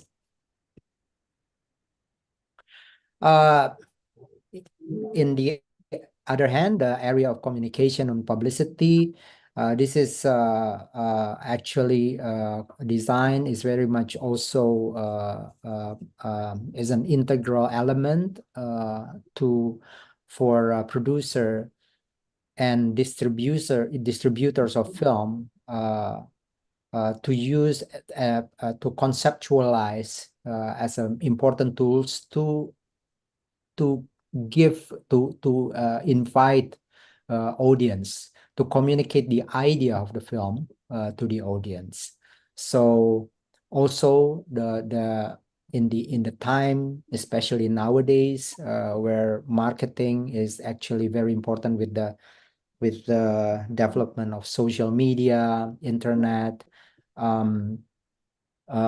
This is also important to clearly identify the producer or the creators of the film, which is also in the world of film become very much like a strong attraction for a film. So some people actually watch or choose to see films based on the creators, based on the production studios, based on the who's producing it, the company, and also sometimes the director or the writer. So it's actually the execution or the detail elements of the design here is window cards, series of posters. Sometimes they have like what they call like a teaser poster, and then they have what they call the the character poster, which everything is very much related to art and design. So especially nowadays in the recent time, social media or the internet become a very, very strong elements of promotion for a film. Nowadays, I think in every strategy of promotion and the investment for promotion, social media design become one of the key elements. Sometimes it become even bigger expenses for the promotion of a film nowadays, through TikTok, Instagram, all other elements like X, Twitter. That this is very, very new phenomenon, also YouTube, as you know. Next. So today we will discuss, I will go to the details. I hope so I won't talk too much of a landscape of the arts and design. I want to present this phenomenon, what we know as a A24 film, So this is actually A24 is a distribution and a production company based on the US, formed by three young producer back in the 2009, Daniel Katz, David Franco, and John Hodges from California. So next. This is a company that is actually have become a talk of the town of the industry, because their specific design or involvement in design and production and aesthetic of the film, almost approaching what before the theories before called the auteur theory, which is how a filmmaker can be read by the series of work that they're doing. So this is their debut film as a distribution company back in 2013. They distribute a film by an independent filmmaker, a very distinctive, rebellious, almost like a punk rock filmmakers from New York, Harmony Korine, which before known as a film with the film like Gummo, and written a film called Hits by another director named Larry Clark. Spring Breakers is become a sensation because number one, it's a film that actually approach the story using the tools that usually developed by Disney, family, teens. They even use one of the girl from one of the most popular Disney product of the 2000, which is a High School Musical, Selena Gomez. But this controversial writer-director put in, very, very edgy and challenge the moral territory that is actually very non-Disney, like robbing banks, heist story, drugs, all this area which is very paradox to the idea of Disney. And they're using a very strong signature lighting ambience or approach, and also camera movement. This is just 2 frames that I choose, and bringing, which is also lead to certain dramatic impact to the film, because some of the scene from the story, from the world of the film is actually very, very memeable. Sekarang, nowadays, you know, we know what we call meme. People is always using elements of your work and translate it into something else as a tools of discussion in the social media. So Spring Breakers become talk of the town is a film that distributed by A24 using mainly social media, not like conventional promotion tools like, you know, creating buzz with a huge poster in Hollywood or in big cities in the US, but they're using, you know, like social media. This is one of their first project which become the sensation. And also I think one of the sensation is after a few years, they're finally one of the distribution company that willing to distribute Harmony Corinne's film, which is a very unique and distinctive director in the global sense, you know, with the elements. The film is not like a huge box office, but it creates sensation. Next. This is what I mentioned about the paradox of Disney element, you know. So you see, this is like a teens, but the portrayal is very, very controversial. Next. So basically, apart from the concept, A24 is suddenly become known as a company that cleverly used the digital marketing to connect with their audience, which is very, very effective during the time, because the film is not like a big film. The film is very controversial. So the best approach is actually doing it with the clever marketing, digital marketing approach. Next. This is one of the example also how the translation of the visual approach or a directorial distinctive personal approach of the director is actually translated into the medium of design. So A24 is one of the first distribution company that is, you know, integrate the whole element of the design based on the experience that they feel from the concept of the film itself. You know, it's like truly based everything to the film and create like variations of approach to their brand identity. This is one example for Spring Breakers, which is not the film that they produce, but actually a film that they distribute. And they started to do a little bit of redesigning in their brand identity. This is very important because it shows how the distributor is actually, you know, put themselves at stake with their product. Next. So after that success, the success of Spring Breakers, finally, A24 decided to go to the field of production. So this is their first debut produced production. They produced one film called Moonlight by African-American director Barry Jenkins. And after the sensation of Spring Breakers, of course, the second sensation is this is one of the film that you know, won many awards in the top, one of the most popular award in the world, which is Oscar. So their first production become another sensation because it become a film that you know, won one of the top prize in the awarding season, or in the if not globally, in US. So Moonlight, as you see, is also a film that is still very much consistent in the visual style. Next. They still use a lot of neon or fluorescent as the color palette of the lighting. They use very, very unique cinematographic composition. And also it inherently attached to the design of the A24 branding. Next. So A24 in the next decade after 2016, for the last 5 to 7 years, become like a production company that is very prolific.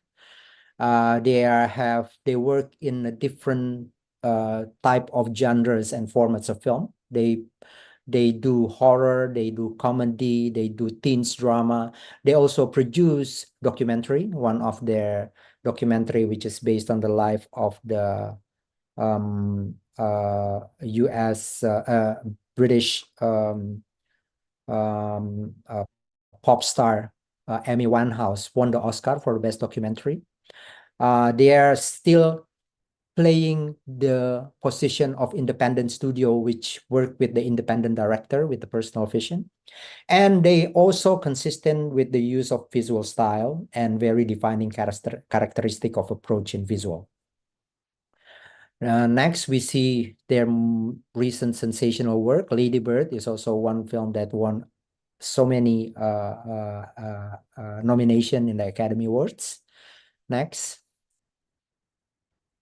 If you see, this is also how they use their logo to a little bit, they altered their logo a bit to adjust to the cinematography, lighting, and composition concept of the film by director Greta Gerwig. Next. This is a horror sensation, one of the most talked about horror because unlike other horror film that is mainly use the jump scare, perasaan terkejut gitu ya di dalam film. Midsommar is not a film that is actually use the tools of jump scare in their structure of their script. And the film is actually use the concept of cinematography like lighting, movement camera, and composition, which is very bright, which is in paradox, in contrary to the convention of horror genre. So this is the sensation of the film. This is the second film by director Ari Aster, which is actually produced by A24. Next. As you see, they also alter their brand to adjust to the concept of the film, because film is related to ceremony in summer, which is using lots of flowers. So when they open the film with the A24 logo identity fanfare, they're using the approach of flowers in the brand. Next.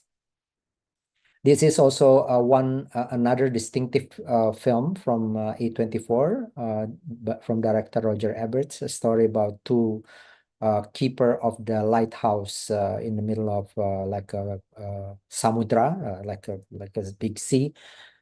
The lighthouse and starred a very famous Willem Dafoe and next.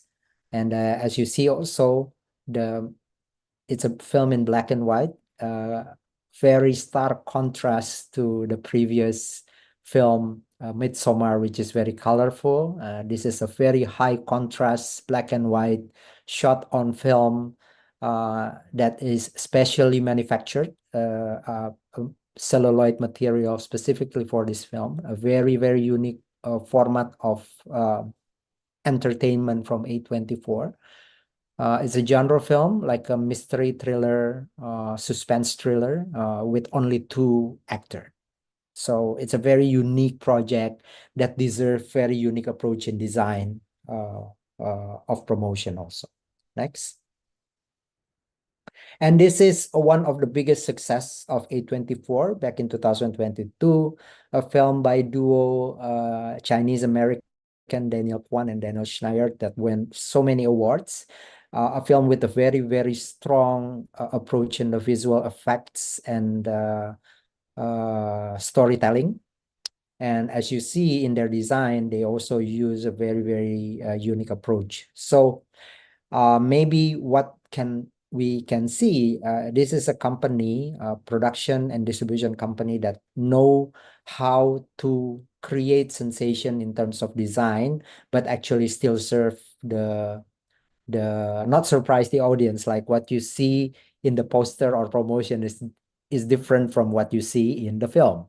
So they have like that strong reputation.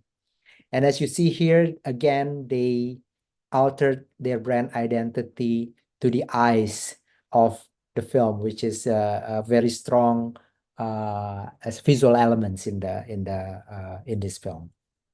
Next. So this is like an analysis that actually written by a film academics Scott Connor from Georgia State University. Different from other company, I think A24 is actually wanted to make his film as another type of genre. They create their own convention. They put like the very integral characteristic to their work, and mainly based on the aesthetic of attitudes in film and marketing. Its imagery is psychedelic and off-kilter, permeate the genre pictures the studio they produce and distributes, despite what. It can be horror, it can be thriller, it can be drama, romantic drama, or period epic, piece epics. But they put it into like very specific imagery and rhythm that actually become the genre of A24. So this is something that actually up until now works very well because they are become very productive. Next. So A24 is a company that capitalized on a burgeoning culture of online contrarianism. So basically in our online culture, every conflict is always good. You know, paradox is always good. Paradox is a sensation. You know, you are going viral if you can create a sensation and if you can go against the grain. You know, so this is the one thing that can be seen by the work of that produced and distributed by A24. Next. So that's it, I guess. This is the work that I cited. Next. As you see here, A24 is also a very casual brand. Once Daniel Katz were asked what is the inspiration or the philosophy of A24, is actually the name of a road that he passed through one time when he went to visit the city of Rome. It's the name of the highway, jadi nama jalanan itu ya. A24 tuh kayak jalan tol B10 atau B2 gitu. So nothing too deep and philosophic about it. But maybe, you know, as Jean-Luc Godard say, film or cinema is lies in 24 frames per second. So maybe that is also like the idea of attitude and creativity and dynamic and energy of A24 that, you know, umbrella their creativity in producing and choosing or curating the film that they want. Next. This is their series of brand from their film. Next. And this is one of their strength also. They use a lot of merchandise. So they produce T-shirts, they produce hats, they produce bags, and they also produce beach towel.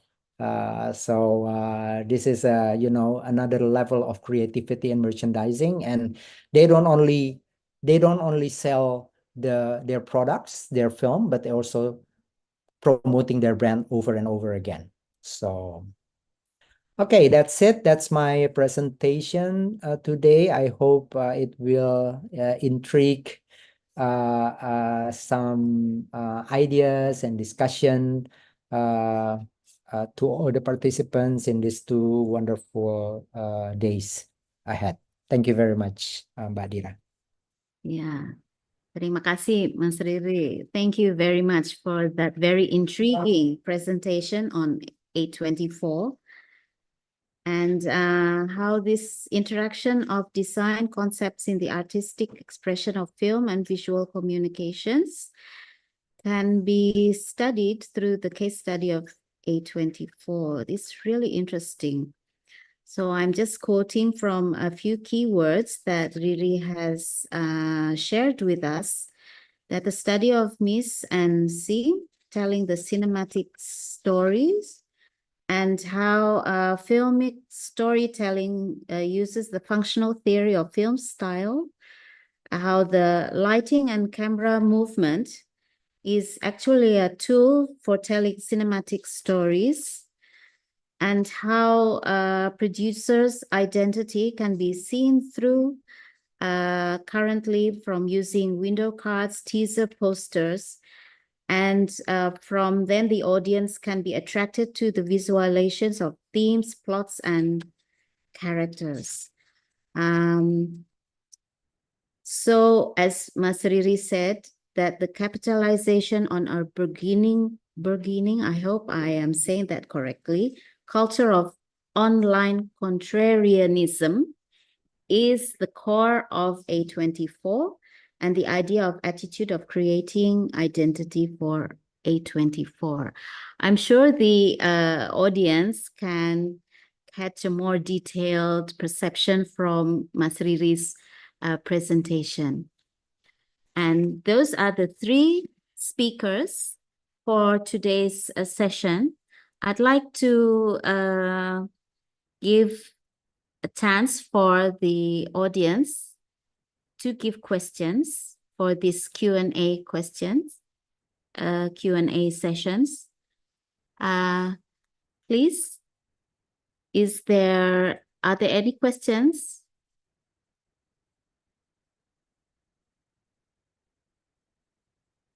Okay, I will just open the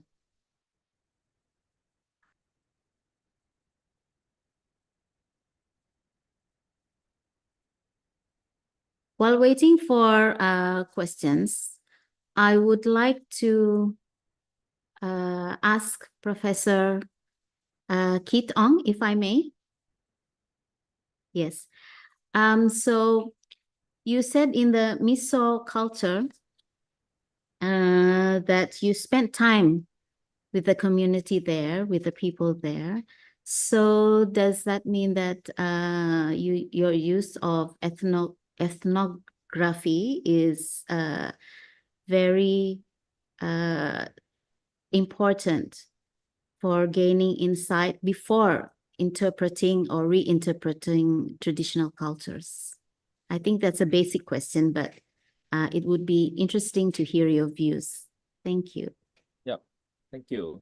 In fact, I think today's culture, it has, even for old cultures or even ancient cultures, a lot of it has been evolved, and some even has been bastardized, if I may use the word.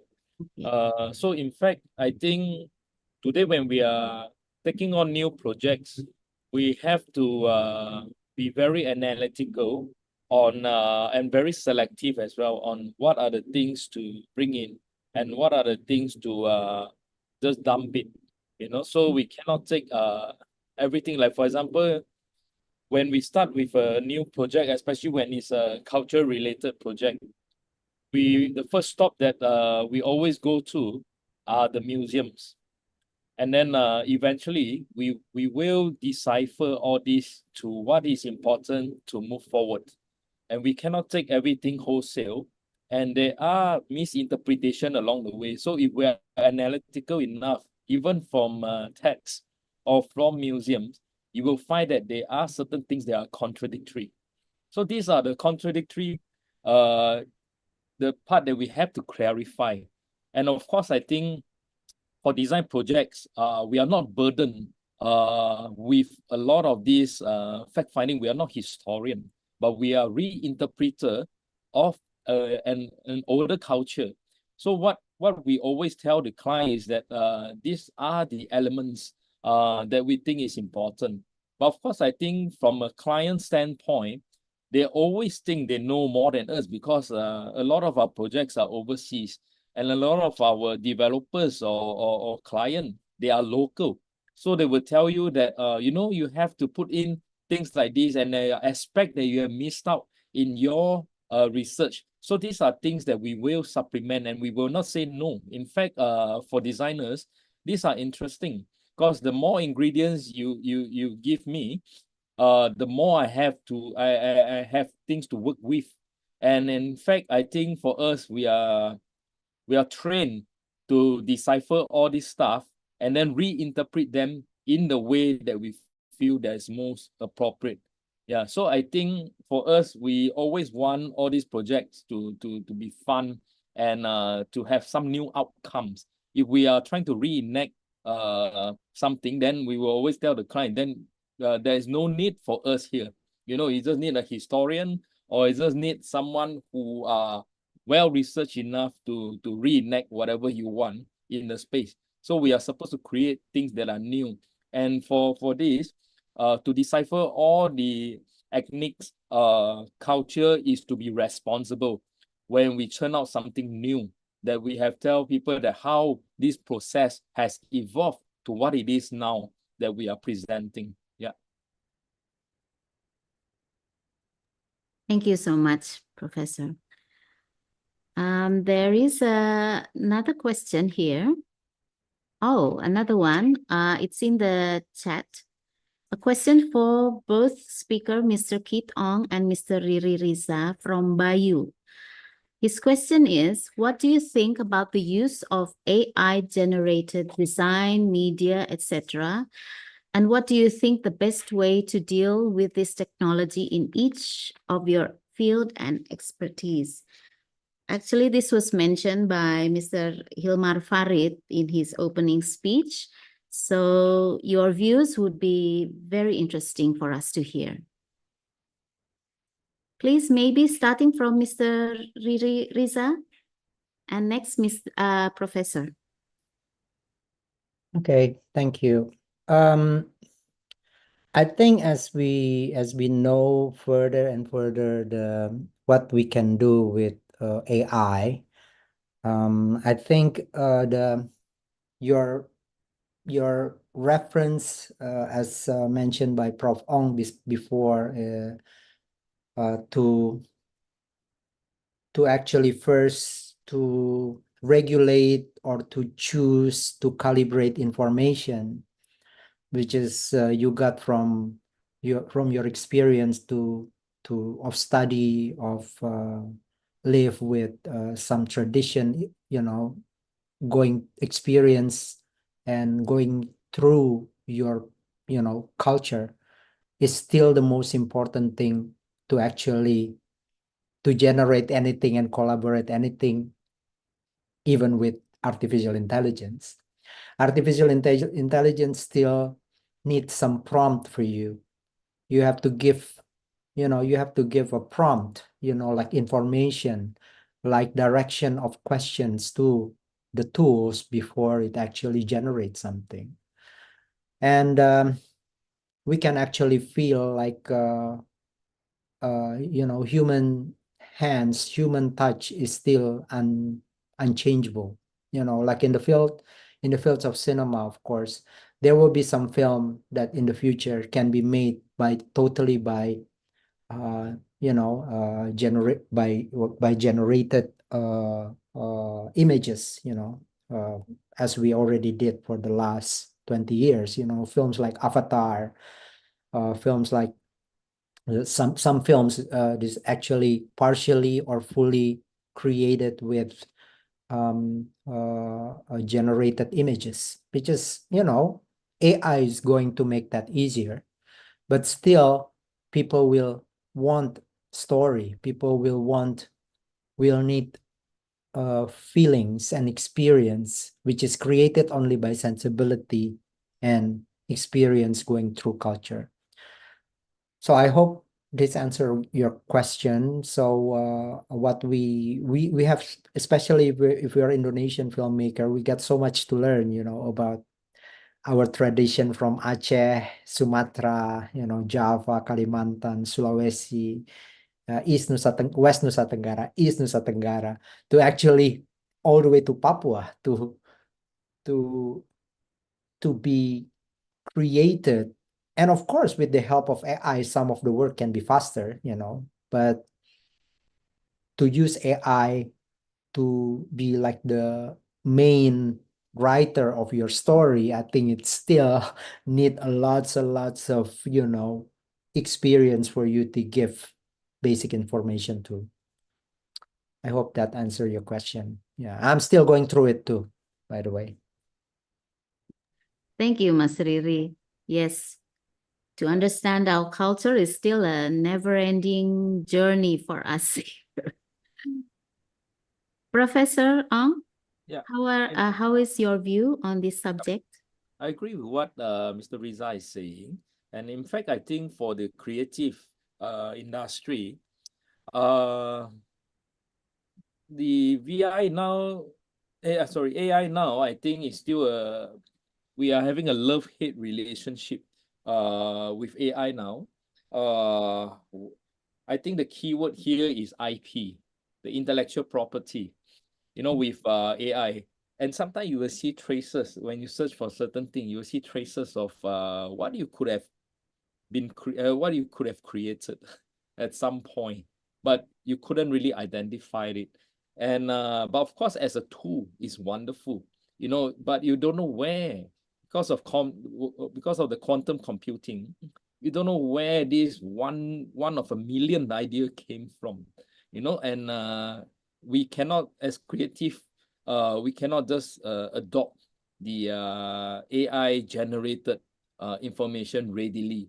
I think it will be good as a idea generation, use it as a reference, you use it as a backdrop, but I think end of the day, we still need to know that where this thing come from. And remember the older days where we have bibliography in books, and it's so important at the academic level that we have to recognize where the source come from. Can you imagine? The next bibliography will be AI generated, AI generated, AI generated. So there is no more real author behind. And it will eventually replace all the historical traces of who have done what, and it kind of go one full circle, whereby, the ancient, where we interpret the history in a way of some by facts finding, you find certain artifacts, and 80% are speculative, because based on the artifacts you find, if there's no writing recording, those are all speculation, but we accept that, as part of our history. Imagine now that we are in an internet world, whereby, none of the things can escape. Whatever I said 20 years ago is still on the net, unless the net, they have not paid their renewal. If it's still published, it will be there. So that was the generation whereby everything is recorded. So now you cannot create a crime, because your police will have your record somehow, and all of them are linked, right? So this is everything on record. But when AI comes in, that is where I think it will go one full circle, whereby a lot of real author, real origin will be erased, right? Because everything else is, this idea was generated, I was inspired by an AI generated image to create my project, but this image actually include 1,000 creation inside, that the AI decided to mishmash, to give you what you have asked for. Yeah, so this is my only worry when IP. So I mentioned this in one of the conference before, that the government has to step in somehow, to from a top-down approach to really regulate what AI is churning out, especially in the creative industry, right? Because we ourselves, we are the victims, because we are the one creating, churning out new things on a daily basis. And these are things that are absorbed by the quantum computer to become part of the ingredients. Right. Yeah. So Yeah, so this is a major worry that I had for the creative industry. Yeah, but I mean, meanwhile, we are also enjoying the fruits of the AI, but we are feeling guilty every time we get something from the AI, thinking that this could be someone's work, that are mismatched together. And so-called the author now is computer, not human being anymore. Yep. Thank you. This gives us much food for thought. Your views on intellectual property, quantum of ideas, and your use of the term internet womb is very interesting. There's still quite a lot of questions here because this, okay,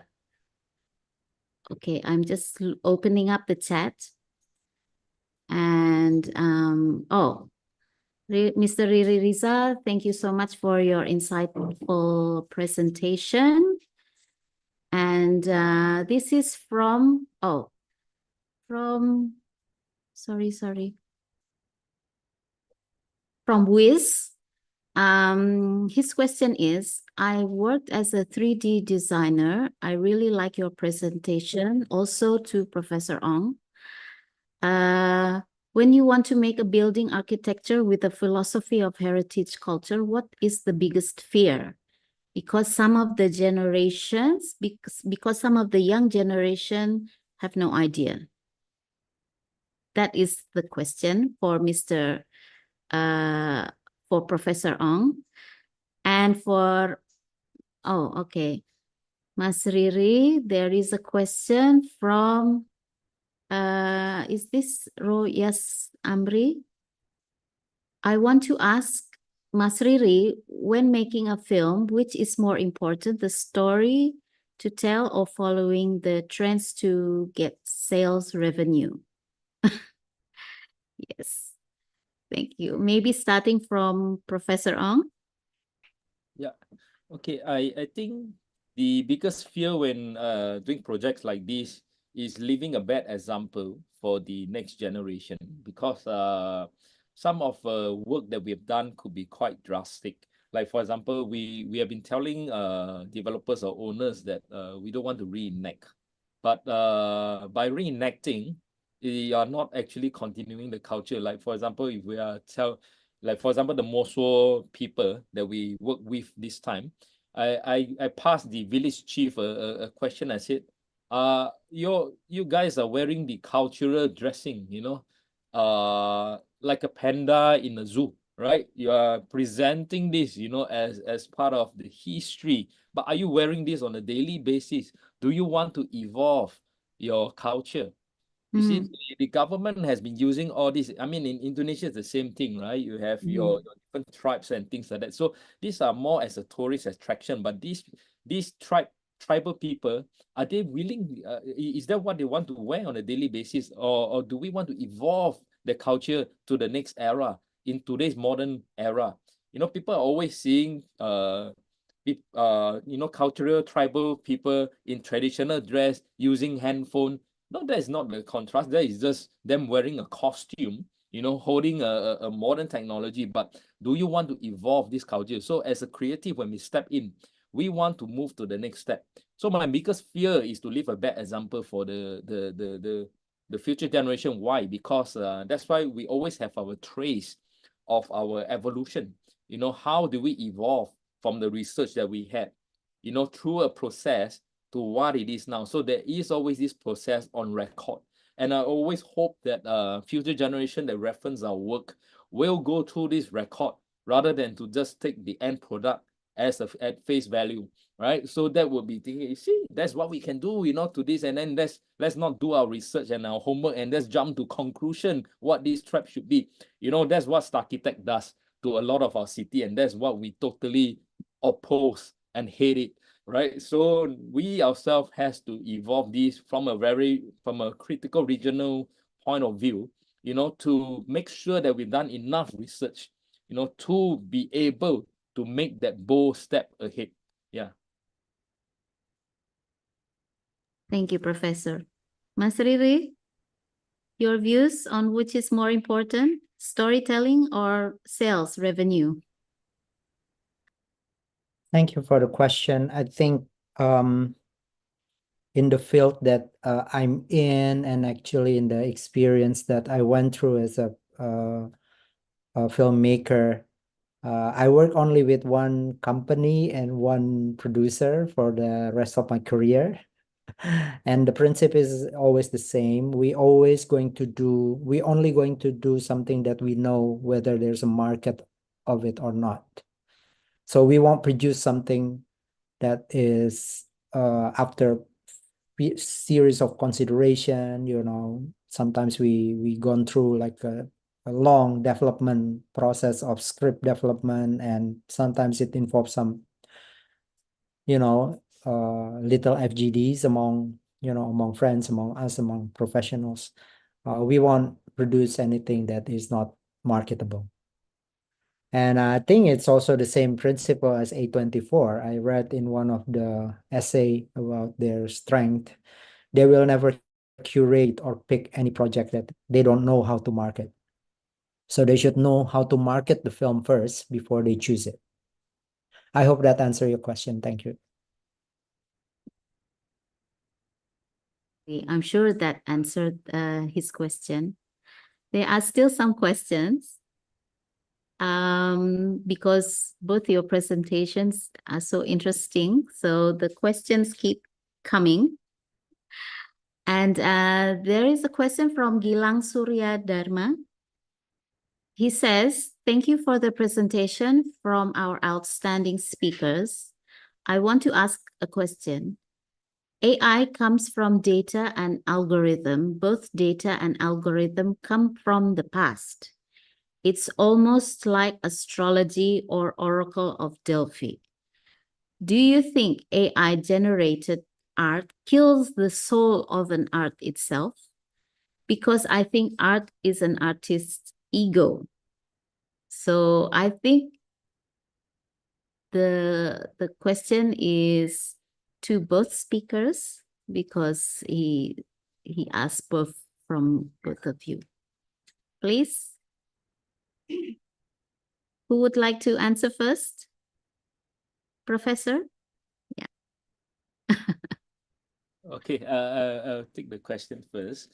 Yeah, as I mentioned earlier, yes, of course, it came from algorithm of a lot of past work that was there. I mean, if we trace back to how creative first create our, even artists, there's no designer back then, so how artists created the first drawing, the first sculpture is from inspiration from the nature. But of course, we don't live in the forest now. So we can't be expecting all designers to draw inspiration from the nature. So we evolve. So we get inspiration from the surrounding, from the things that we interact with, right? And also based on memory. But somehow AI is the instant things that it will project your mind maybe 1,000,000 times faster than your own mind works, right? So what you would have used time to evolve to get the idea, now you get it at the instant, but that's called plagiarism in university, right? So so we are worried even from the educator point of view. We are worried because we take on studio as well. So we don't want, sometimes we have students coming in with fantastic ideas and render. We always investigate the process. So now the process becomes the only thing that are worthy of talking about, because everyone can do pretty pictures now. Everyone can do pretty products, but can you properly explain your work? Are you able to give us a run through of the whole processes that you have gone through before you evolve to a final idea? Yeah. So AI somehow, but if we oppose AI, we are opposing the progress of humankind, because it is what it is now. There's no way you can reverse time. So I think for designers nowadays, you have to embrace without infringing, into your very boundary, right? So the boundary, how things are created. We are trained to do all this. And for the veteran designers, how you generate your ideas, and when you cross the line. So somehow a lot of companies now are embracing this as a tool, as a backdrop tool, just like how you went into a rainforest and absorb all the nice atmosphere, absorb all the nice memory. It still eventually has to come from your memory as a creative to create what you create. AI just contributed to part of your imagery memory block. That's it. Yeah.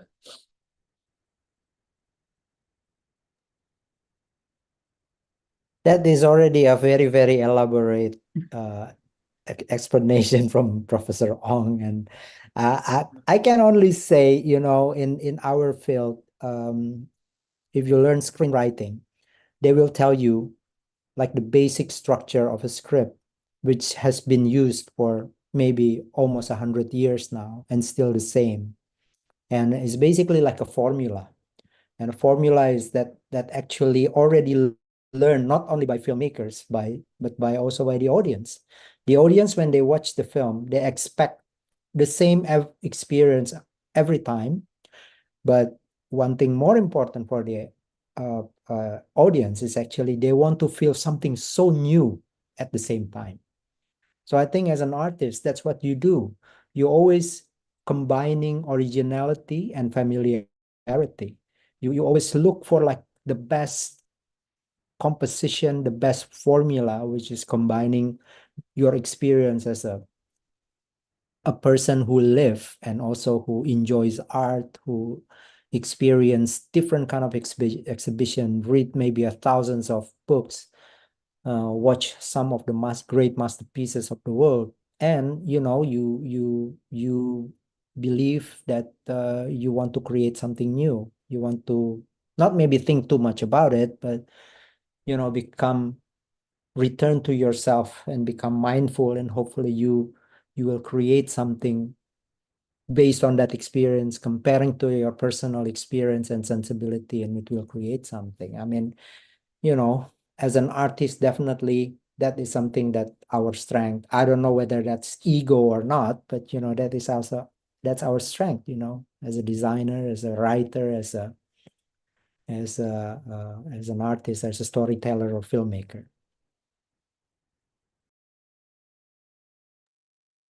Thank you for your answers. You can say that the human spirit is still the core ingredient for art. There is one more question. Professor and Mas Riri, is that okay to answer another question? The participants are really enthusiastic. So this one is from Rahmita Harahap from Universitas Mercu Buana. She writes here, thank you, Mr. Keith. A question, as in the slide, some of your concepts are innovative and creative. Are they user-friendly and inclusive for all users so that the space users can move without barriers? Please, sir. Okay, I think to start with, we are designers, not artists, and wow, I'm just I usually have a generalization that art have to be beautiful, but it doesn't have to be functional. But a good design has to be both functional and beautiful at the same time, right? So of course today we have to add in the sustainability aspect of it, right? It has to be environmentally friendly, right? So I think with all the creation that we've done, we have to ensure an improvement to not just the functionality, but to the ritual of movement as well. So everything we create, in order to convince the client, we have to be able to tell them that this has an advantage over what is traditional. Like for example, if you have a 90-degree, very wholesome space, if you are deviating from a certain angle to create a certain space, you have to tell them a reason more than just form making, right? You cannot be just, oh, because I like the form, because this resultant, angle that I have. That's why I deviate a certain wall to be a obtuse angle. Why?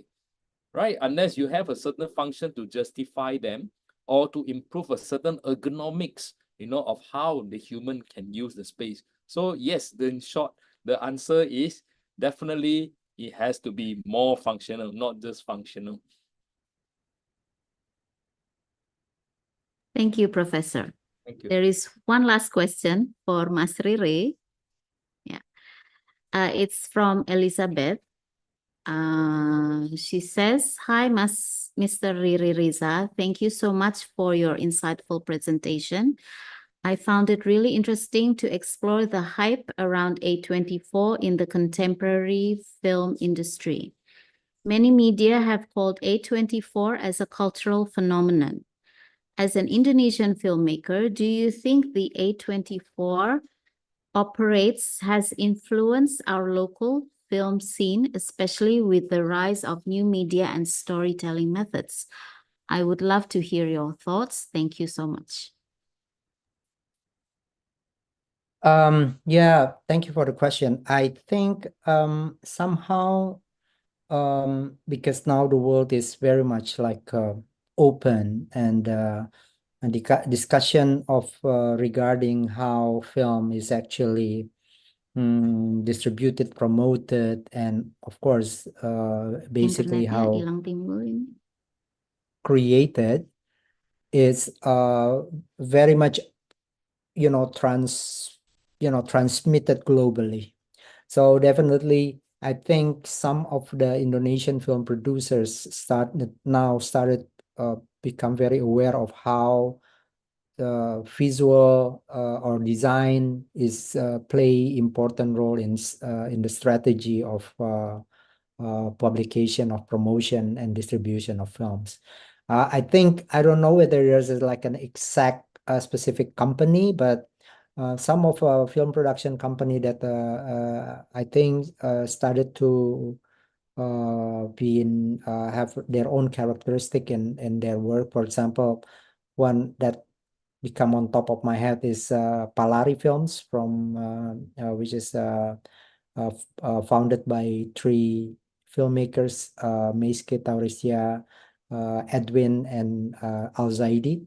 They have their own very specific approach in choosing stories that they want to produce. They always work with a very independent method of production, and their way of using design and tools as a tools of communication is always very upfront.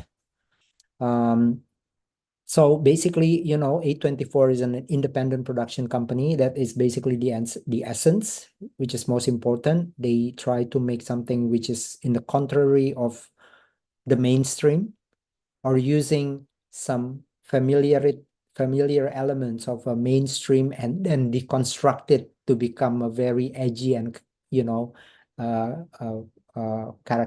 different characteristic. So yeah, I'm sure this influence will come to some of the Indonesia, because in a way it's also a solution, a solution to face the present market, which is very dynamic, very open, and very global.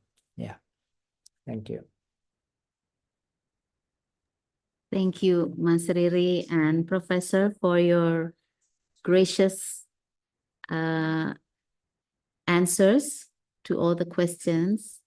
I'm sure I think there are quite a lot, but since we have run out of time, I'd like to once again say thank you for your wonderful presentations. And I'd like to ask you both, each one of you, to give your closing statements to end this seminar. Please, Professor, could you please give your closing statement? Okay, I try to keep this short. Yeah, okay. I think this has been a wonderful experience coming to this panel. And thank you for the invitation again.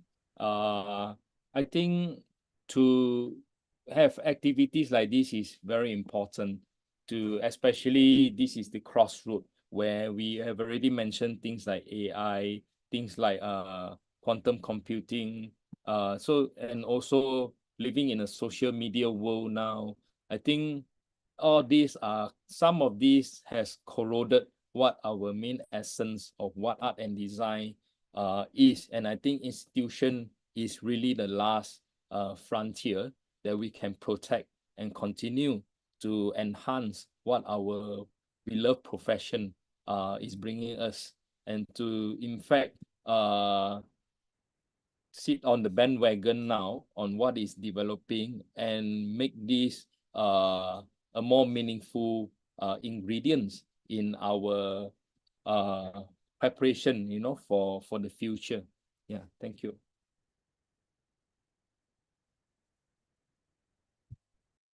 Okay, thank you, Professor. Mas Riri, could you give your closing statement? Yes, thank you very much for having me and have the opportunity to discuss the field that I'm working on, which is also, I think, many of us do, since in IKJ we have Department of Film and Television, and I think now the department become one of the important place graduating so many filmmakers that work in the field, in the industry. So I'm very happy with this discussion this morning, and I hope some of the people or a participant can spread the words about what we discussed today in relation to design and creativity and arts. I think basically from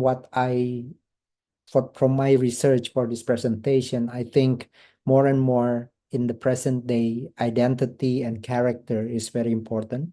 So as a filmmaker that came from different arena comparing to Hollywood, I think we all should struggle to create a film and using tools that integrated and related to design, for example. It should be something that not standing alone, design should be in a dialogue with the narrative, with the culture, with the story word or culture where the film is actually presented. And I think everything is very much based on like a reputation and credibility. So we have to create our self or our company to create something that actually reflect ideas that is bigger than just the fourth walls that we have in our office, for example. So I think that is my thought, and I hope we all can have like a fruitful ideas after the discussion. Thank you very much, Ibu Dira, Mbak Dira. Terima kasih. Yeah. Thank you, Professor Ong, once again, and Mas Riri. And that ends our discussion for this first session. I'd like to apologize for any deficiency on my part, but I hope that my moderating gives quite a good impression to you, Professor and Mas Riri. I hope to meet you again sometime in the future to continue our discussions and dialogue. I give the floor again to Clara. Mbak Clara, thank you. You can take over. Assalamualaikum warahmatullahi wabarakatuh. Waalaikumsalam. Thank you, Ms. Nira. That was a very interesting discussion, and thank you for leading the discussion with the speakers.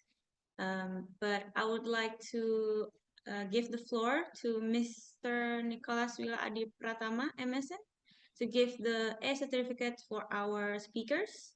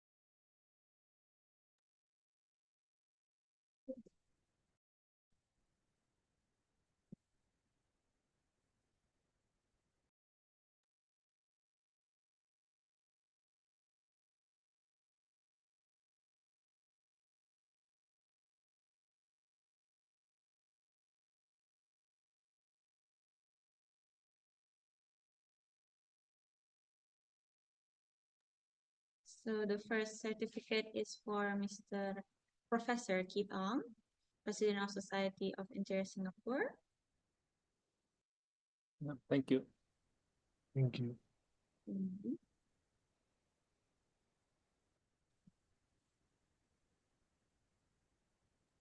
Next for Mr. Muhammad Rifat Twiza, Master of Arts Film Director, Producer, and Writers. Thank you very much. Terima kasih. Terima Terima kasih kasih. banyak.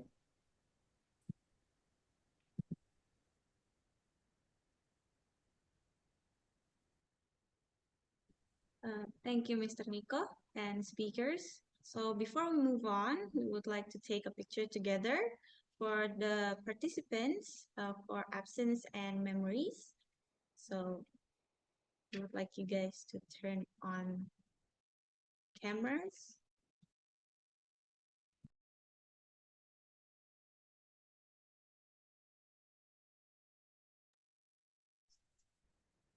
Okay, 1, 2, 3. One more time. 1, 2, 3.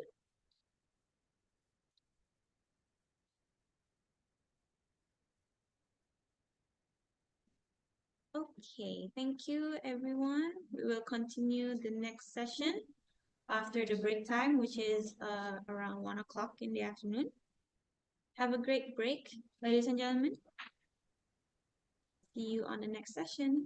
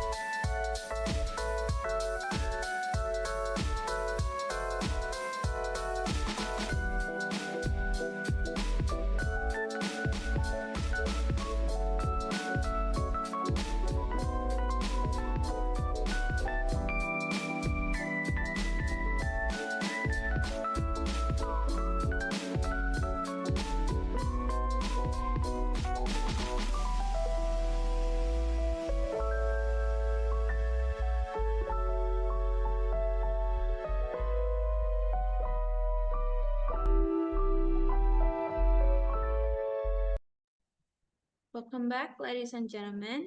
I hope that's a very nice break for all of us. We will continue this session with another speakers. I would like to give the floor right away to Ms. Dira because she will also lead this session for the discussion. Thank you, Clara. Hello, participants, ladies and gentlemen. Welcome back to the next session of the International Conference Dialogue on Art and Design. Our next speakers are very special. They have their own specialities. And the first one I'd like to introduce, first of all, Ibu Mela Jarsma is an artist originally from the Netherlands, but is now residing in Indonesia. She spent her childhood in the Netherlands, where she also studied at the Minerva Academy of Visual Arts in Groningen. Jasma's work comments on social and political issues within Indonesian society, mainly on discrimination, racialism, minorities, and identity. Her most well-known work are body covering shelters made out of unexpected materials. For example, frog skins, squirrels, bats, snakes, and chickens are employed to create a wearable piece. The garment symbolizes protection and visually represents fear or need for a security blanket, which is very interesting. Her work also alludes to the isolation of human beings and the need for a filtered approach to the world. Ms. Mela Jarsma, I give the floor, or shall I say the screen, to you. Hello.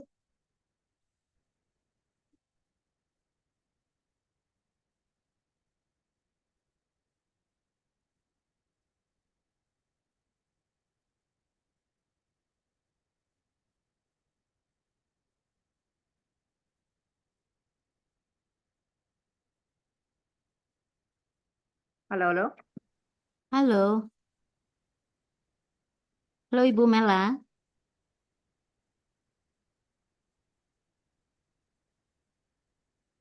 I'm sorry, I'm having a problem with my Yes, it's all right. No worries.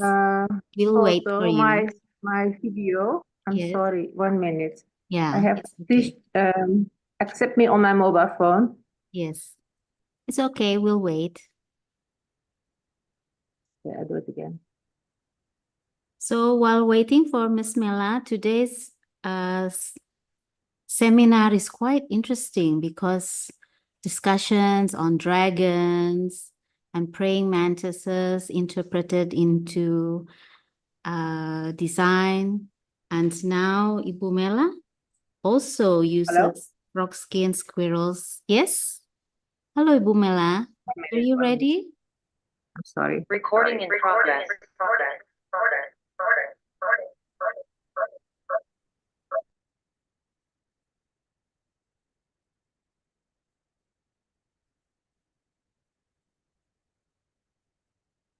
Hello? Can you see me? Not yet. I signed in through my mobile phone. I have a problem in my computer, it seems. The technicians, hello? Can you help? See me? Can you see? Hello? Yes. Yes, we can see you. Okay, super.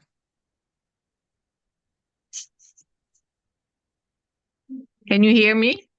Yes. I see you now and I can hear you loud and clear. Good.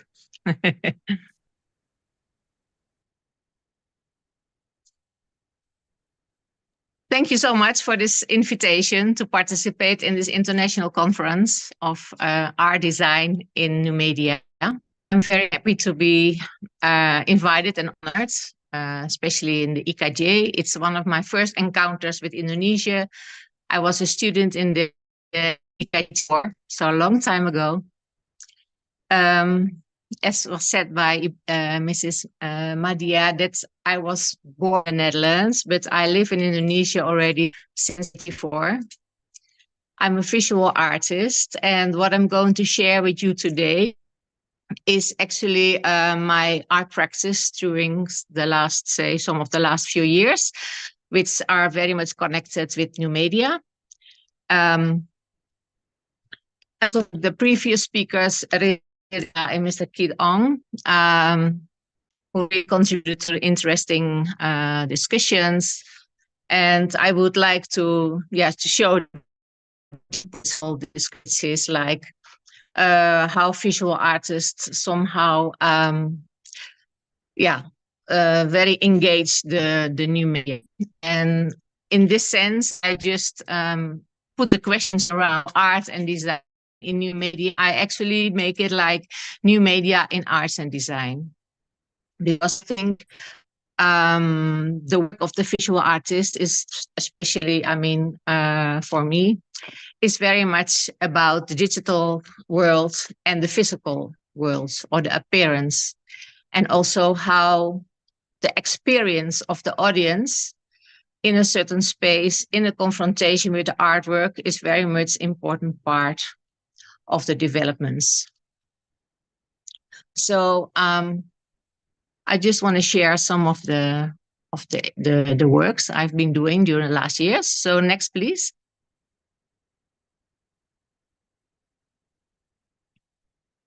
So as Farid, Hilma Farid this morning talked about, that the boundaries are blurring, and art and technology are deeply connected. I'm an artist who really grew up pre-digital era. So for me, the physical appearance in space is always the center point of creating my work. But nowadays, for me, it's so important to use the digital possibilities as a tool to create a wider audience, to create another understanding. I use it also in my research. So these are very important developments. This is a work, it's called Binds and Blinds. I made this in 2017. The first time it was shown in the Esplanade in Singapore. And with this work, it's taboos towards our bodies. And what I did is that I asked people through WhatsApp to send me a selfie of their belly button. So, but only rules that I set is people have to live in Indonesia. So I got around 700 photographs or WhatsApp images from people from Aceh until Papua. I collected all those belly buttons and I put them on small wooden plates. Maybe next image, please. Next, yeah. And I created an installation with this, or also wearables. Like this is worn by a model in Singapore, and you can see the middle. The middle is the real belly button, and then the other is the connection of the other belly buttons from Indonesian people. The physical, the body, and then in relation to the digital, I think is very important. Also because we live now in an era where it seems like our reality is only happening on the two-dimensional screen, but actually I give it back to the real persons, the bodies in the space, and the physical appearance, and the experience of being surrounded by and being experiences the space around you. Next one, please. So because I collected so many of those images, I just to collect those images, I did a post on Facebook. I did a post through Instagram. I also worked with the media, with titik.com, who asked for people to contribute those photos to these selfies of the button. And then I created these 2 towers. The idea also that people can really experience it well, can step inside those 2 towers, lift their shirt, and that their belly button also can become part of the whole tower, as you can see on the image on the right. Next, please. So this exploration of, say, new media, I see it not so much as an as the media of my work, because I still use a lot of, say, material like leather, bar cloth, textile, many different materials in my work. But to think about how to connect to the wider audience, not only through Instagram, but also to use the digital possibilities as a tool to create a new project, you know. And with that idea, I came up with this idea. It's a project which is called Pulang, or Going Home. I created 4 backpacks in 4 different colors: black, white, red, and yellow. And these 4 colors are based on the Hindu or the Balinese philosophy that each of those colors relate to a certain direction. So black is north, white is east, red is south, and yellow is west. Next image, please. So I put those 4 persons with 4 of those backpacks in titik nol, or point 0, in the middle of Yogyakarta, the city where I live. And from there on, I asked the 4 people just to walk home, unfold the backpack, put it on, ask somebody to make a photograph of you, and send that image back to me. So on the backpack, I put the website. The website information plus the WhatsApp number that people could send me the images. And then I put that back into the map, as you can see, and then we could track the backpack. So after sending me the image, they asked them to fold it back again and walk with the backpack to another person, or give the backpack further to another person. So just this idea that create an artwork which is actually really traveling in time and space. So unfortunately, after I made this work like 2016, I think. So I think after 2 years, I sort of lost all the contacts, and sort of all the bags sort of disappeared, unfortunately. The last thing was like the white backpack ended up in Australia. The yellow one ended up in Sumatra. The black one ended up in Lombok. And the red one was still somewhere in Java. So that was the end of the project. But of course, yeah, just this idea that you not always create an artwork to hang in gallery space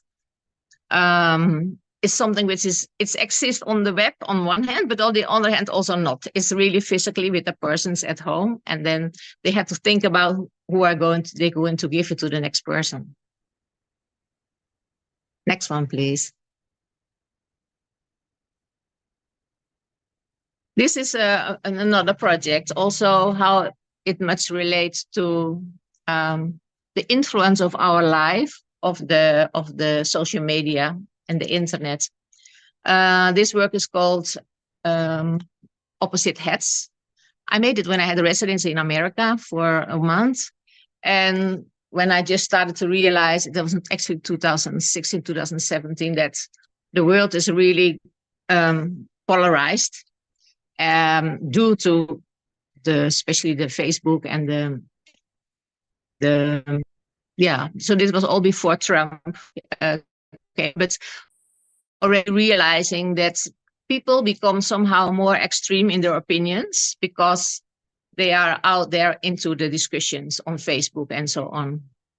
So just this idea that all ideas become less nuanced and become more extreme, also because we do everything short now. All the messages and stories are short.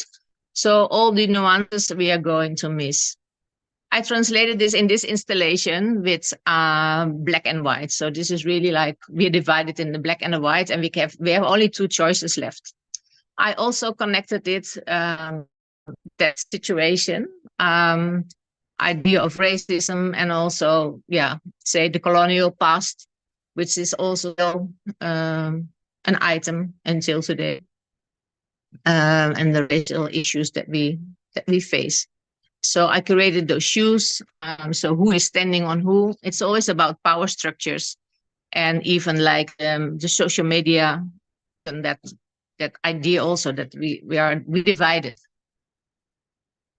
So it's a commentary, but it's also like I try with my work to open up questions and take a critical approach. Next image, please. Here is the details of the costumes. This was also shown last year in the art jog. I don't know if anybody of you saw that. Next one, please. So as you can see, it's all many of the works also is about the physical, but then also how does that physical thing exist nowadays in the digital era. This is work that I started in 2017, doing research in the World Museum. It's like an anthropological museum in Vienna. And when I come upon a pile of bar cloths, all worn by Indonesians. So they were from different islands. So previously, Indonesian clothing very much was made from bar cloths. What we normally always know in Indonesia is always about the batik, it's about the ikat, but we always forget that actually the longest history of clothing in Indonesia is related to bark. So I did a research on this bar cloth, and I just show it to you here that nowadays, if we do research as a visual artist, I think like we gather so much data on the internet, but there's still so many things missing on the internet. And to go into depth on a certain research. So what I also did, for example, I started learning myself how to create a bar cloth. I went to the women in Sulawesi there's still a community of women creating the bar cloth for their clothing. To really do that research, not only taking the data from the internet or from books, but really going to certain places, speak to the people, feeling the material. For me, these all kinds of things which are so important. Next, please. Yeah, this is another image from the web. This is a headscarf from also from Sulawesi. So there's so many of those people in the museum in Europe, in the Tropenmuseum or the World Museum in the Netherlands also is full of those beautiful items. So I traveled to the place where this scarf actually comes from. Is in Lembah Bada. Next one, please.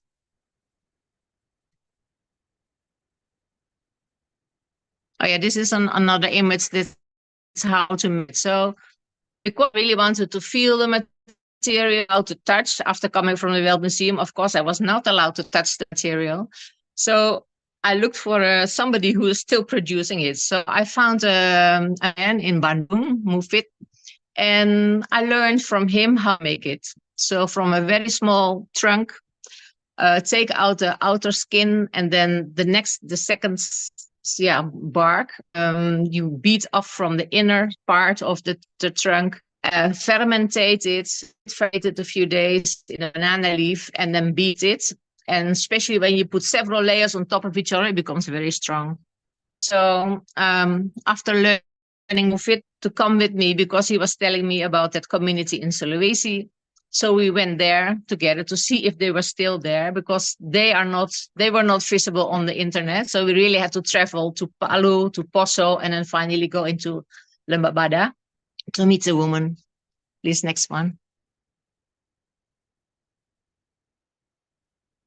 Oh yeah, this is the result of the bark that I beat by myself. Next one, please. So then finally we went to the Lembah Bada, and we found this woman, the community, also her daughters are making it. So there's still a community and they told us everything about what kind of trees they use. There are still around 80 different trees to create bar cloth. So all this kind of data actually is very hard to find unless you go there. And it's so inspiring and very valuable as well. Next one, please.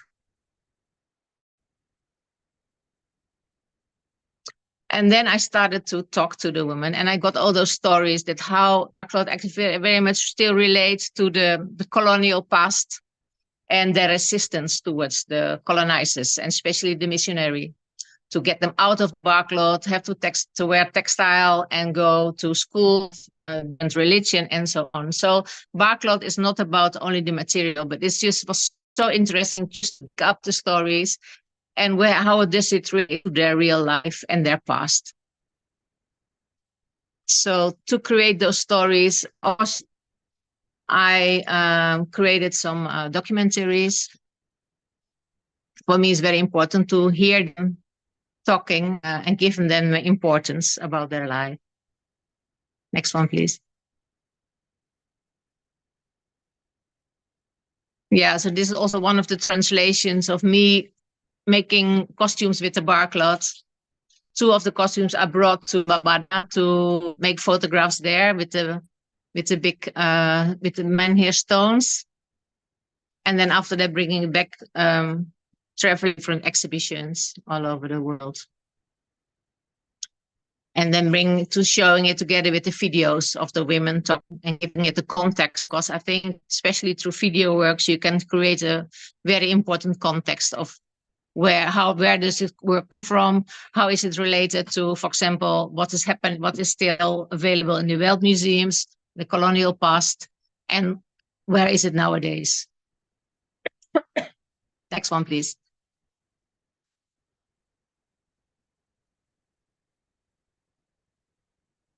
Next one, please.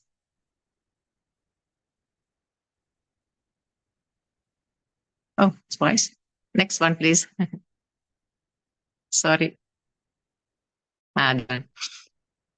So this is the costume created on the barcloth, which was created by the women in the field, and brought it back into costumes which relate to archiving. So something that I first saw in an archive in the World Museum, went through all the journey, and then finally I created something back related to wearables, but then at the same time also something which had to be in a cupboard or had to be saved or had to be restored. So yeah, next one, please. I always like to exhibit the work with real life models, also to add to the experience of the time and the space and the connection with the real audience. This is a series of works that actually only exist in photography. This is called, go one back, please. I need to know the title. I forgot the title. Yeah, this one. Oh yeah,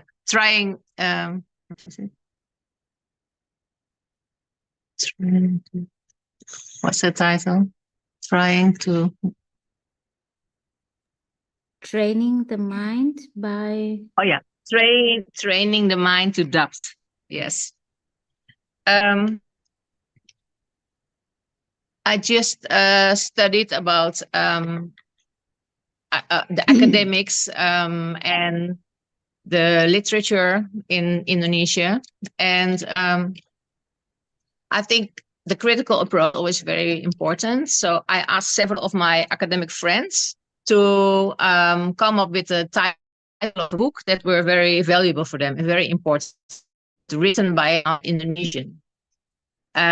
So finally, I could collect some of those books, and I transformed them into the long ribbons. So the book is translated in one ribbon, and then I made it into those balls.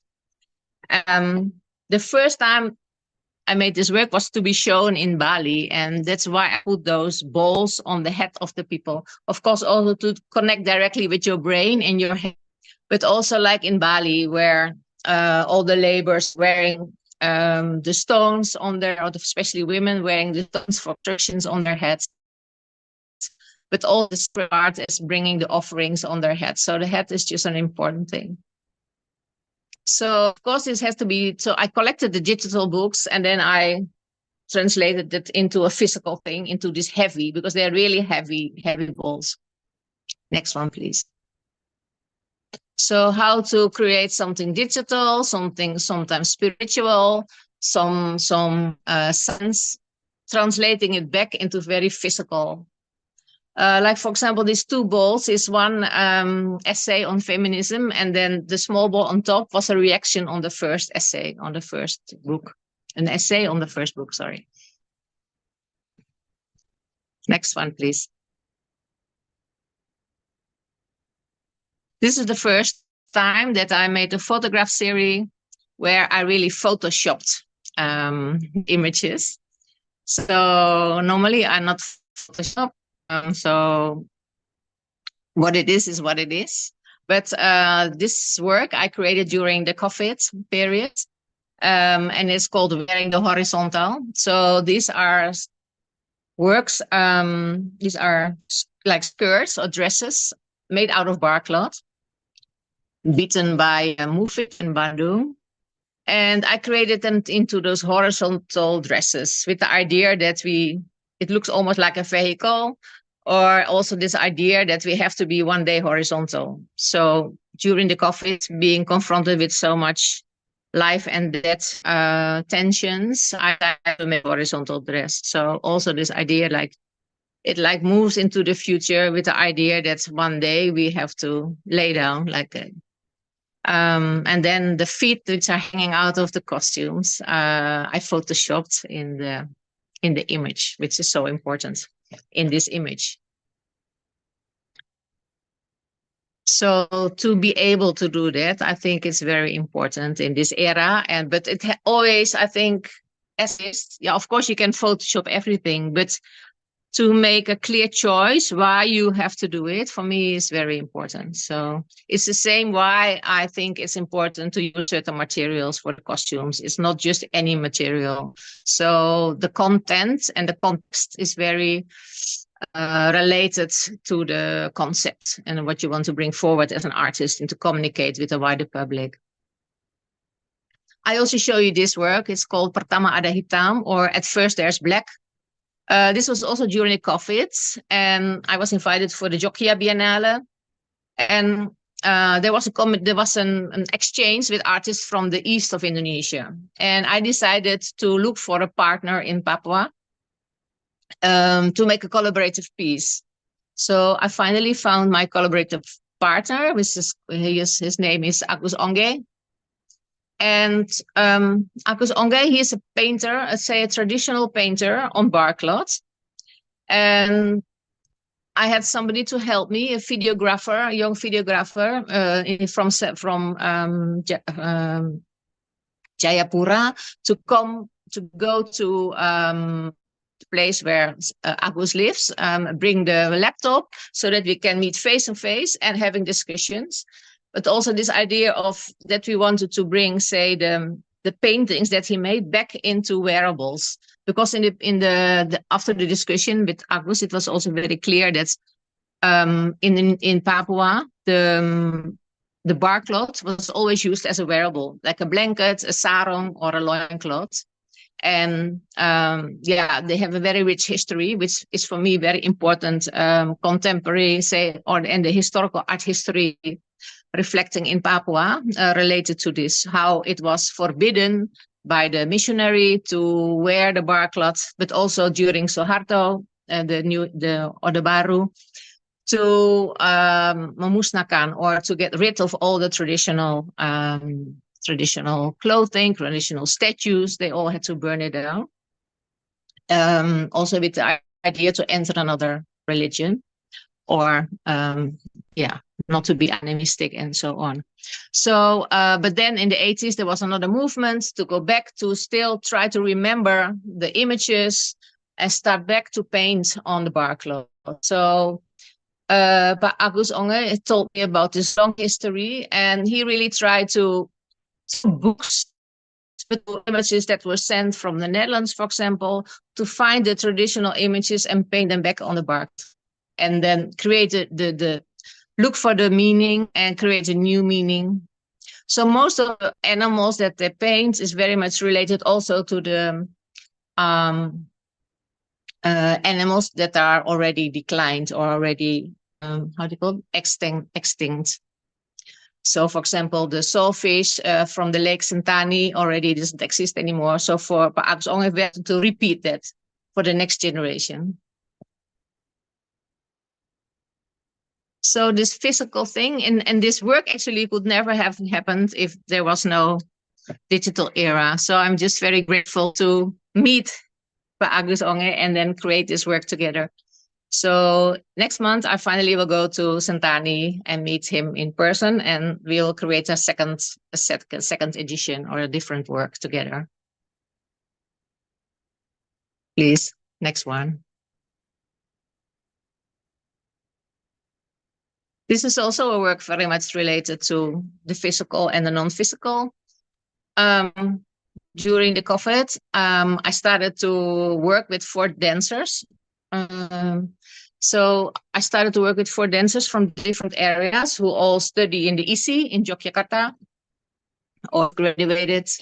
One from Padang, one dancer is from Makassar, one dancer is from Riau, and one is from Java, Middle Java. And we had discussion about measurements and the importance of, say, non-measurements in valuing all kinds of things. So, for example, building houses still relates to the measurement of the body. So everything starts from the body measurement or from agricultural measurement. So, for example, the rice. So that's why this project is called The Size of Rice. So, and each artist has a very significant story related to their background and where they come from. So finally, I created a costume object for each dancer. I looked for it and I just put them there in the costume, said, just remember the descriptions and start to move. So I filmed them. I just made a video of them. I edited them in 4 short movies. Next one, please. So it's the work actually only exists on the video. And the year after, we were invited to be part of the Indonesian Dance Festival. And then with the 4 dancers, we created session number 2. We really created into a choreographed piece. So going back from the digital, going back into the creation for the real space. Please, next one.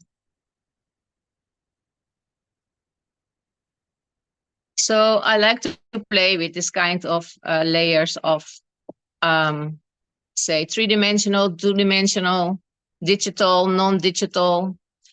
This is a work I created for the Video Brazil last year. It's a big festival with mostly video artists, but the curators asked me to bring costumes. So for me, that was very special to be part of a digital video festival, but then bringing something physical. So what I did is to create costumes where also you have the different layers of, say, partly photographs with people wearing costumes from the past, and then mixing it with the costumes that I created, and then the audience to put the costume on. Most like a half costume, and you have another layer of the real at that moment person wearing certain clothing as well. So you have 3 different layers of coverings, and yeah, that's very much also of course related through time. And so, for example, some of the digital images also I printed on barcloths to give a certain significance again. So this idea of existing in time, having different layers and also different eras where we have to go through and experience it at the same time. Please, next one.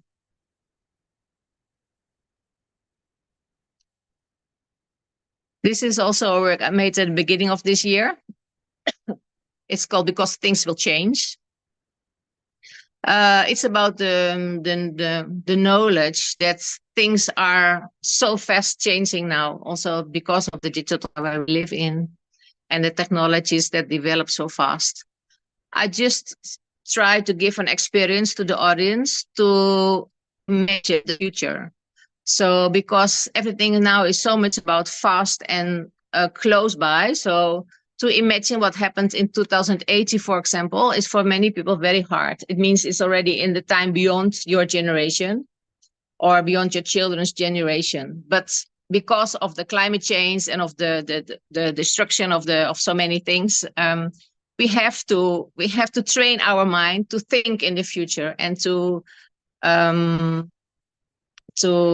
have an attitude to react towards that. So I created this 8 costumes. It's actually related to this calendar where you have a change each 8 years. So the window, and so it's inspired.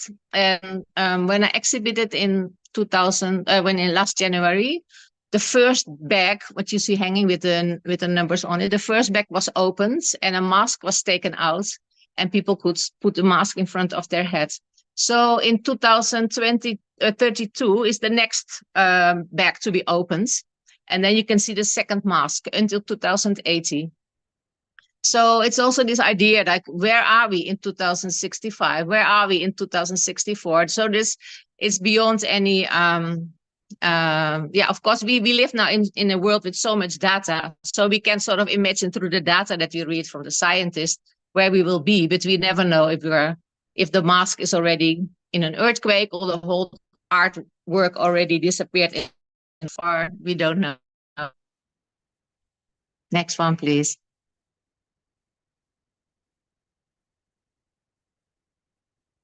Next one, please. This is the last work that I'm going to show you. It's called Selimut Bicara atau Blanket Talk. I created this big blanket, also inspired by the bar cloth again, and it looks like a rice field. So the squares that I cut from bar cloth is 21 by 21 centimeters, approximately the size between a rice plant.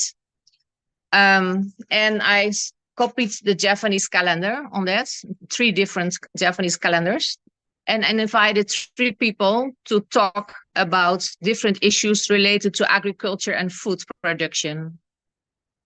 One woman is from Gispa, she's from Papua, and she was talking very personal stories about what happened through the creating food estates and what happened to her family and her community. Then on the right, you see a person who talks about his research that he did as a scientist from the UKM, sent to Papua and doing research on the effects of the deforestation and the creation of plantations. And then in the back, she was telling about smart farming. So where are we going to? Where are we heading to? What is the influence or the importance of the smart farming and the idea how to bring the farmers for maybe higher production, but also maybe better, healthier production of rice and other items. So this is the last work that I want to share with you. So yeah, for me, the era and the new media is important. Although I feel my work is not new media, but the new media is integrated in the work, and I just see all those things as a tool to address the issues that I will address. Thank you so much.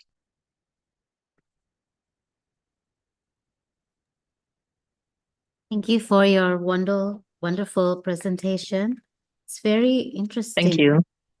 On the transformations and reinterpretations of bark cloth, kulit kayu. Is that correct? Yeah.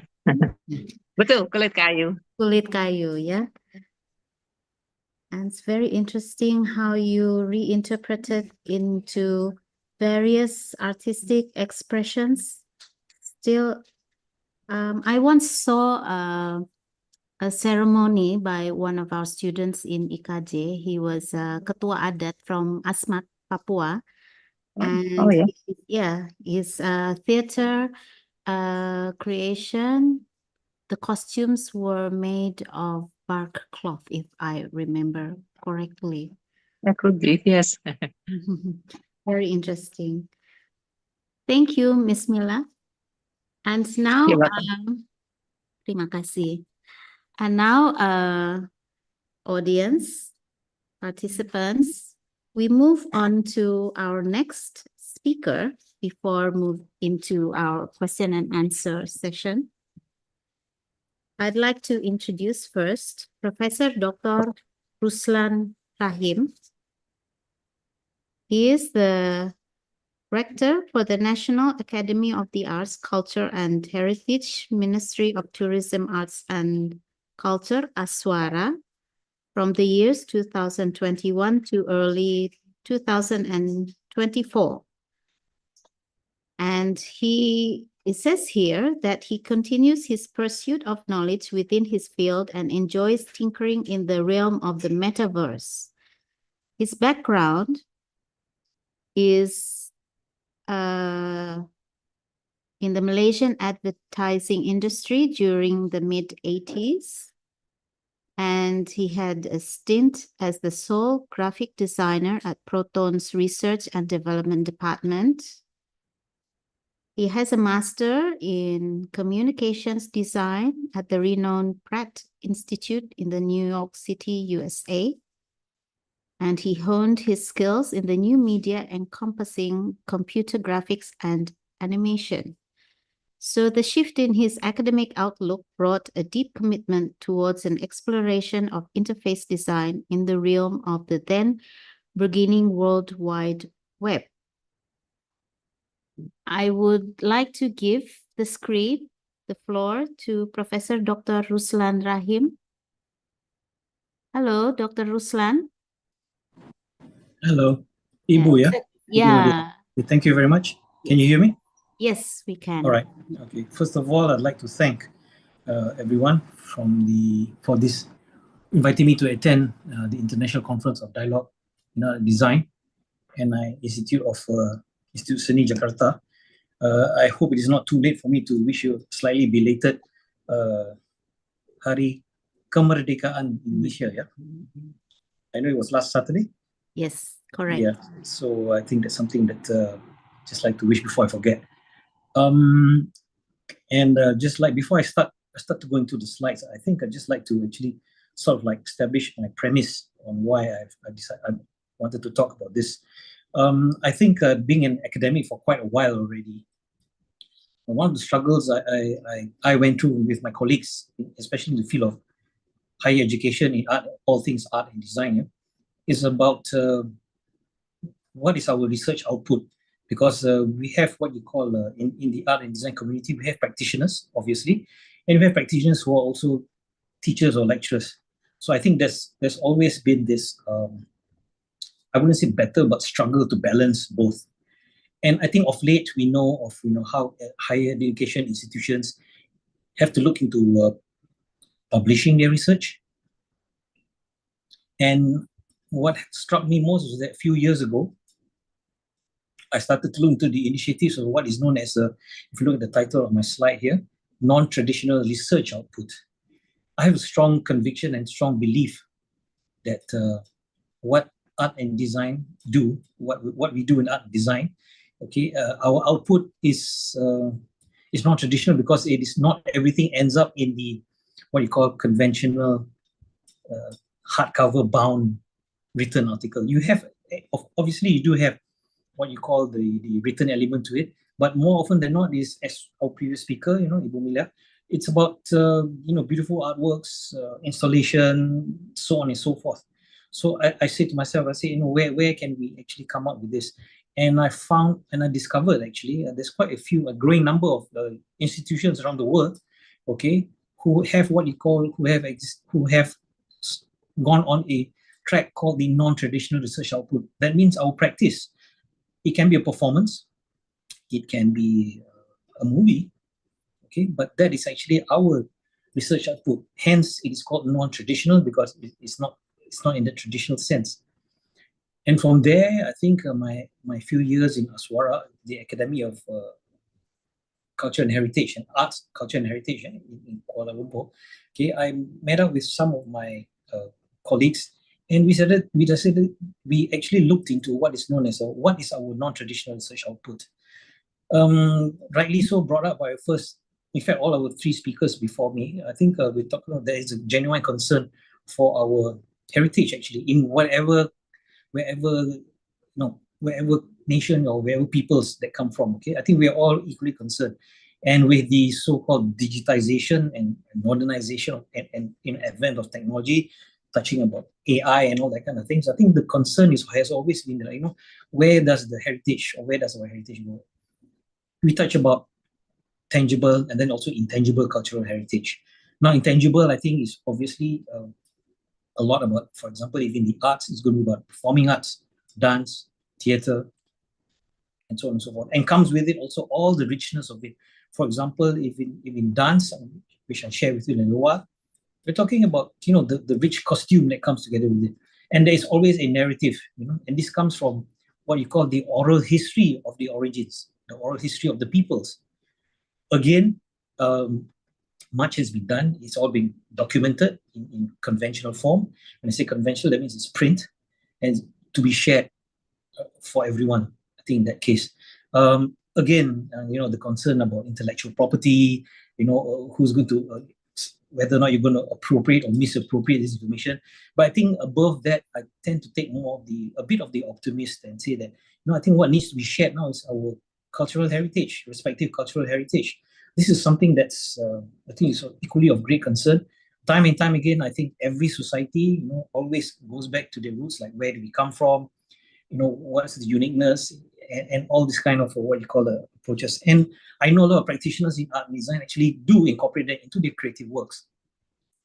Now, coming back to this, why I've put up the title of Mak Yung in Metaverse, because I sort of like look into what you call the metaverse right now, and at present, I think it is more seen as something more on the social media, entertainment, and maybe entertainment like gaming and so on and so forth, whereby we create avatars or our alternate selves, and we put ourselves on the alternate world, which is known as the metaverse or meta, if it's branded as that right now. But I'm on the premise that I'd like to throw it to the audience and see whether or not they will bite from this. I know it's afternoon, everyone's had a good lunch, so a bit sleepy, so I just want to perk everyone up a bit. And can you imagine if, let's say, we have a parallel university or arts university or arts faculty on the metaverse, and maybe we can call it, I don't know, a metavarsity. Okay, and all our findings, our research findings, or even our lectures, how like we're doing on Zoom right now, okay, can we have it on the metavarsity? So it is on that premise. It's about sharing knowledge or disseminating knowledge. I think the noble aim of seeking knowledge has always been about to make it known, to share with everyone. So why not use the existing platform in this case? Before this, the conventional obviously is going to be written theses and it's going to be placed in libraries and so on and so forth. But even that has gone digital. So I'm putting along that kind of premise, metaverse as a platform for learning, teaching and learning. And I think there are already initiatives. Okay, but what I'm going to share with you is just one very simple initiative that we began a few years ago, and this is an agenda which I've been trying to share with everyone, and hopefully it will take on hopefully it will grow as we progress into time. I think the dependence on, not say dependence, but the usage of technology is ever increasing. It's something that we sort of like, it's almost second nature to us. I mean, the students that I say we as in academics we're getting now are all millennials. Their world is screen-based. If you tell them go and read a book, chances are 9 out of 10 of them will ask you, where's the URL or which website can I get the book? Okay, gone are the days. I mean, not say gone, but the smell of print on paper, I think, is quite a rarity. Although there might be a revival to that, but we have to face reality. We're talking about not just, when I say millennials, also that makes me feel old, because now we're talking about another generation, Gen Z, Alpha, and so on and so forth. I've lost track actually of all the generations. But like it or not, as academics, these are the generation that we are receiving. So I know before this, there have been talk about, or there's been research done into what you call the gamification of teaching and learning, using the elements of gaming in teaching and so that students are able to learn in an alternate way, better absorb, better and all kinds of approaches. But I think I stand at this point in time, I think this is a study which I'd like to share with everyone. And I'd like to invite, I think, if anyone would like to, join us, I say us as in my small little team here, maybe to even look into the possibilities of doing this on more, or what you call regional level and all that kind of things. Okay, so that's what I'm actually trying to introduce today. So if you can just quickly go, as we can start to progress, can we move on to the second slide, please?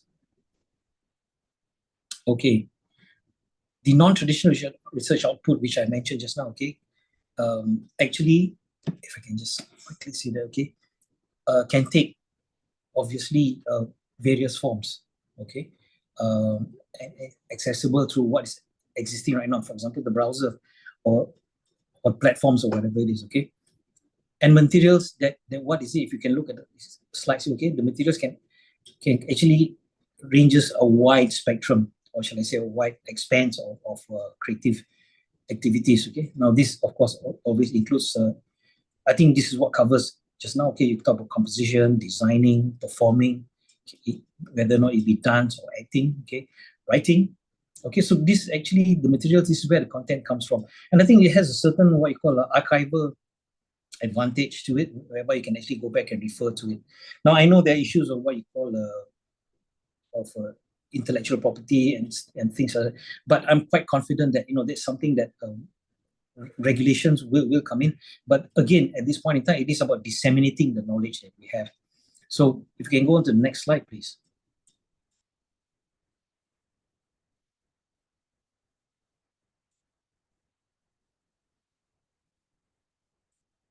Okay.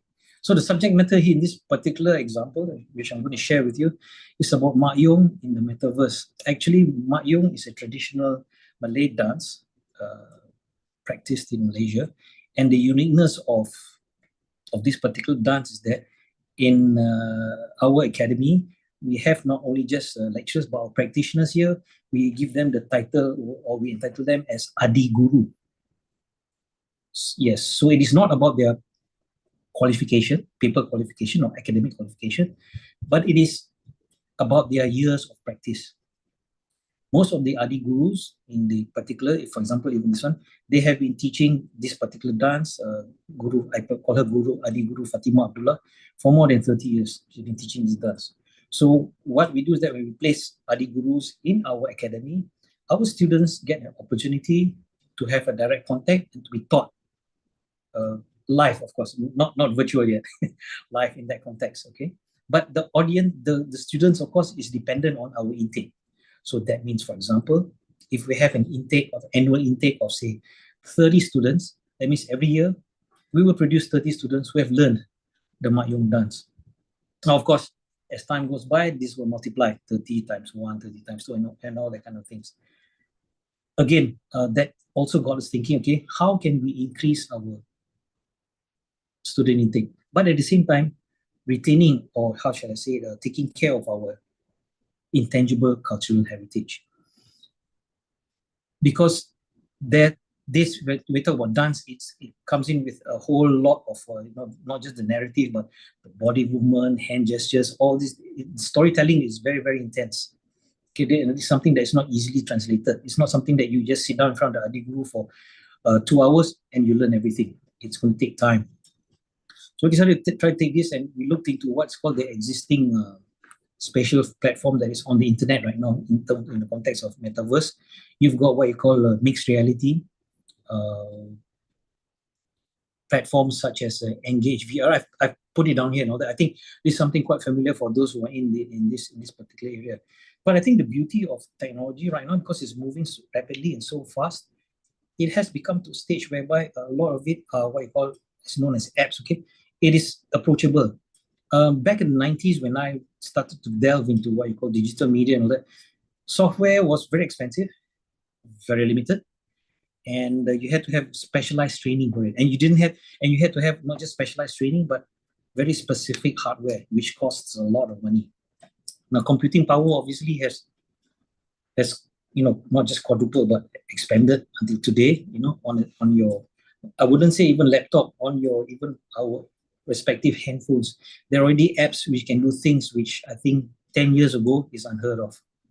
Okay, I know for a fact there are some phones with what you call LiDAR or 3D scanning capabilities built into their phone cameras.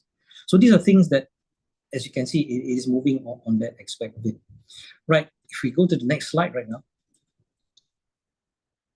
Okay, so there is a method to this so-called madness, if you can call it that. Okay, there is a research process. So if you look at what you call this non-traditional research output, okay, we are looking at what you call first of all, understanding and appreciation of metaverse for social activity. I think that's very, very important. We have to understand and also, not just use it. We have to understand and use the what you call the software or the systems that is available out there. We can't be armchair experts and just say that, I know the theory of it, therefore I can get along with it. It's something that you need to sit down and do it. I'm an old school believer of learning by doing. So I think that's something that I think the creative arts the creative industry can relate to, actually, at the end of the day. I think the earlier first speaker, I think we shared the same thing. At the end of the day, you just got to sit down, roll out your sleeves and get the things done. So I'm just quickly going to move along. Hang on a minute. Move along that. So we're talking about looking into obviously identifying what you call the challenges of what you call the metaverse technology at its present mode, and then also we look at what you call the Matyong performance at the end of the day. We're trying to identify where we can actually sort of like make it, how can it gel together. So instead of ambitiously going for the full Matyong, the full dance, the full repertoire, what we did was we tried to look into just a certain aspect of it, just as a starter. So this considered is like an experimental case study, as it were. I think you can do that. Okay, so now here the data collected here is not just in the context of what you call literature review in terms of text, but we're talking about visual literature review. And I think this is something very, very relevant to all concerned in the creative industry. Visual literature review, something we take for granted, but or visual data. I think this is something which to me has to be placed right up there with text. Not just text, but together, it goes hand in hand. So identifying the research direction, looking at the research design, okay, doing a pilot study, a small group. So if you look at the overall context of the overall contents of this slide, it actually mirrors what you call the conventional research approach, okay? But the details of it goes into what you call the content of it, goes into what you call all things within art and design. In this case, the performing arts. So can you imagine if you just take up performing arts and say you talk about visual arts? So again, it's something that you can, again, there is a methodology to it, okay? And your final output need not be what you call when I talk about non-traditional research output, your final output need not be just a written thesis or an exegesis. Okay, you have the performance, the exhibition of the artwork, the performance or the installation, the movie, whatever have you. Okay, that is part and parcel of your research output. So the research process actually plays quite a critical role in understanding this first. Mind you, what I'm trying to share with everyone here is that this is not something that you just go headlong into, just jump into it and I'll just do it and I'll record things as I go along. No, there is what you call a method to this, because what's important is that at the end of the day, the output that we produce can be referenced by everyone and anyone globally. And that is the main important thing. So if you can just move to if you look at it right now, before I move to the next slide, okay, if you look at what you call the technical management of it, okay, here you're looking at the authenticity of it, the collective engagement, the knowledge, okay, the risk management of it, okay, and the aspect of it. So interviewing the Adi Guru is also equally important. You can't just treat her as like a content provider. I think that's something we also take for granted. Okay, and then of course a moment of reflection as an academic. Okay, we have what you call discussions, and look at the proposal and contribution, and then also draw a final conclusion. Right. Can we go to the next slide now? I'll share with you what transpired in our case study. Okay, now this is the workings of what you call Mayu Metaverse. So if you can see here, what we've done is that we've created an avatar of our Adi Guru. Okay, and the equipment that we use is not what you call a $1 million purchase or procurement. Okay, it is what you call video camera. Okay, and we got our Adi Guru to be familiar with the goggles, VR goggles, and also the hand controls, but more importantly, how her familiarity with navigating through the virtual reality. Okay, it took a bit of time, obviously. Okay, but like any other tool, as you start to use it, you get familiar with it, and then you can actually see what you can actually see the results at the end of the day. So from here, before I move on, also, if you look at this particular, sorry, my mouse, the first, second, third image, okay, if you can see here, actually what has happened, what has transpired is that, okay, apart from creating an avatar of our Adi Guru Fatima, yeah, we also scan in high resolution all the costumery. That means the headdress, the costumery in high resolution. So we created a database or a data bank of what you call a digital cultural assets. Again, this is something that we store up, and we're more than happy to share with everyone, so that people can have a clearer understanding of, okay, in the virtual sense, of course, what is Mayu and what is this costumery all about? Okay, what is where does this originate from? So all this what you call information-rich data is already embedded into this thing. We were also looking at what you call blockchain technology to secure the digital assets. But I think that's another aspect which, as we go along, we can look into that, because that's being consistently audited. So again, that's our understanding of it at that particular point in time. So if you can see over here, it's understanding that, okay, and the only thing the Adi Guru needs to understand is just to be familiar with what you call the two handsets and the headset. Okay, she won't have to modify her dance to suit the technology. Okay, and if you can see at the fourth image in this particular slide, okay, what has happened is that she's on the green screen, and we've recorded all her movements. Okay, now this was tested out, I think, to a very small group of students, not in front of her, but in another locality, okay, on a remote locality. So this is, like I said, a small section of the dance. I think this is more about the opening sequence with the hand gestures. Only that we didn't go deeper than that for a start. Okay, so you can see actually here what I mentioned about the 3D asset development, and then the masterclass was conducted in Metaverse. And if you look at the fourth image, the lower thing, you can actually see the environment that was created. Okay, and if you get a clearer picture, if you can go to the next slide, please.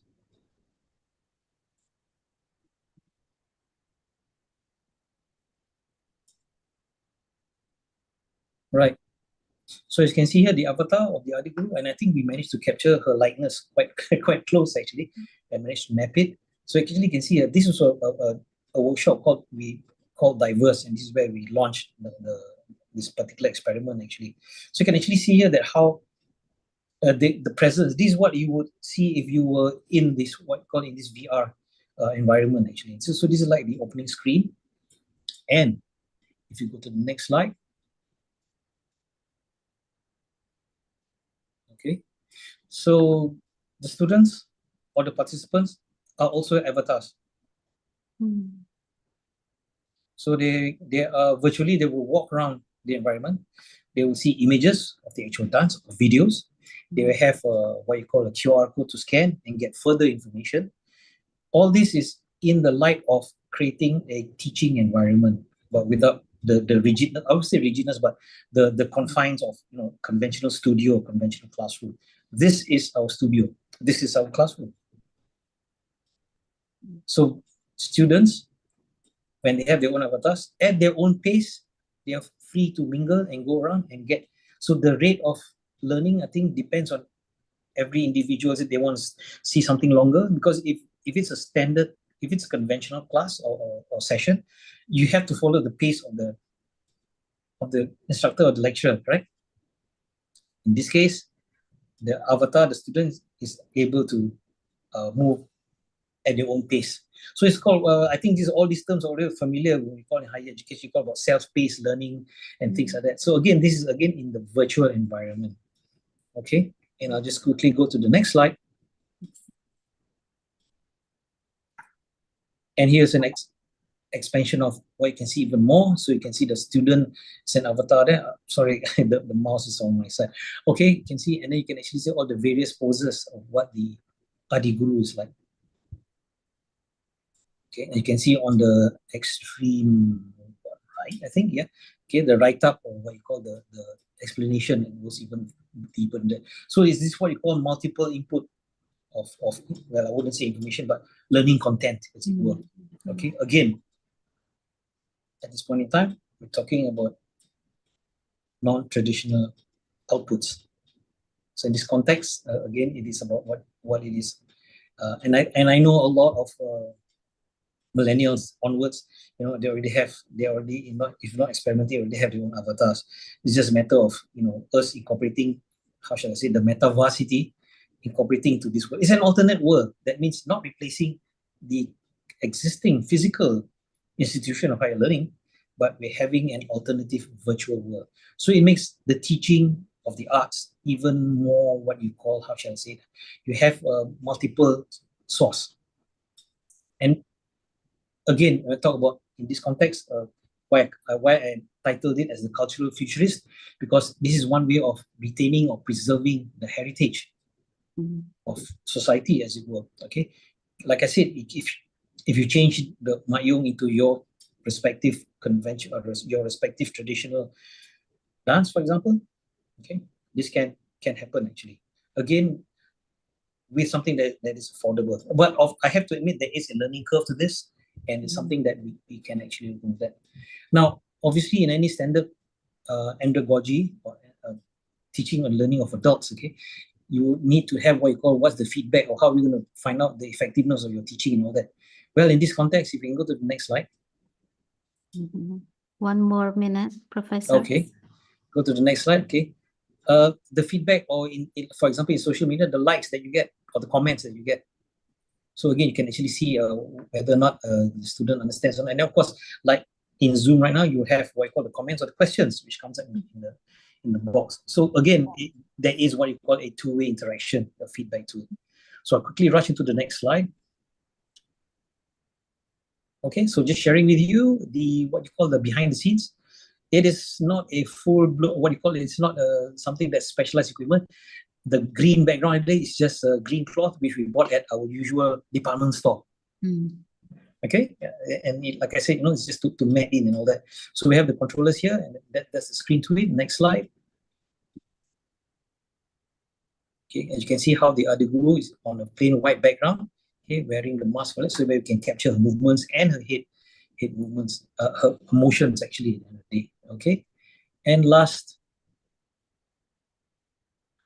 slide, I think last slide. Okay, next, I'll just quickly move along. You can actually see a third person point of view. Okay, you can see the participants here, so you can imagine this filling up. Okay, for maybe, for all we know, maybe the next ICDAD will be in the metaverse, and all of us will be either virtual or a physical representation. Next slide. Okay, so quickly moving along, next slide. So let's talk about cultural futurism. I'm talking about what you call what we see as sort of like an ideal dissemination. Okay, that means about the tangible and intangible cultural heritage, whereby the students of the lectures are actually cultural futurists, where they can actually disseminate the knowledge. Because once the knowledge of the dance is with you, you're going to already share it with everyone else. So that's what I call many forms of it. Okay, next slide. Okay, this is what we envision to see how we can actually move around. But I think it's important here to realize, okay, the breakdown of what you call tangible cultural heritage and also the intangible cultural heritage. I think tangible is more for maybe architects, and that might be more interested in that because you're talking about physical structures that are already in place. So again, nothing wrong with that. And yes, definitely my last slide here in conclusion. Okay, at this point in time, I think the term cultural futurist is not widely known, but I'm doing my best to spread the word around, and hopefully we can actually get working on this as we go, as the numbers build up. And yeah, that concludes my little sharing session for today. Thank you very much, everyone. Thank you, Professor Ruslan Abdul Rahim.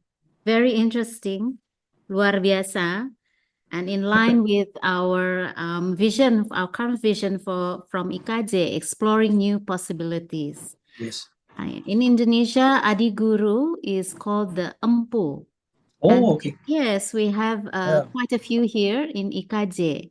So thank you so much for your sharing of knowledge. Thank you very much. Hopefully Thank you very much for we can also participate in this new venture into the metaversity.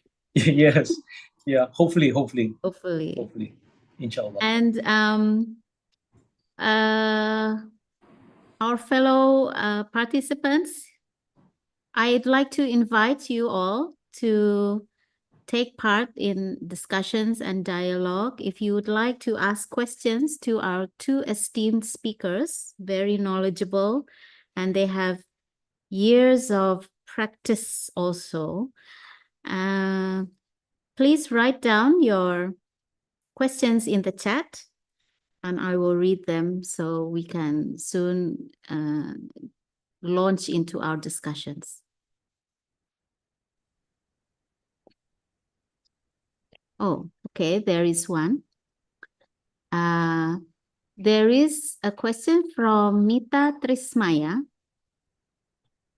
The question is for Mrs. Mela Jarsma. Hello, Ibu Mela. Yeah, hello. Do you hear me?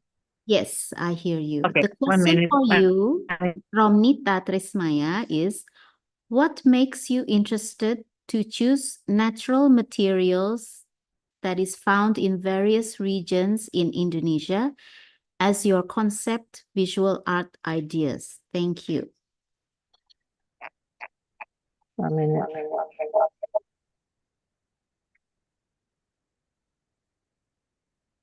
Can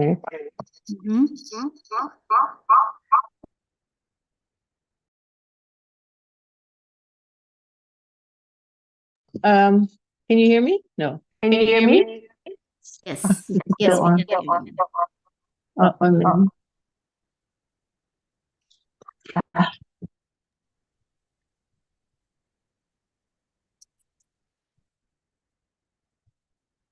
One minute.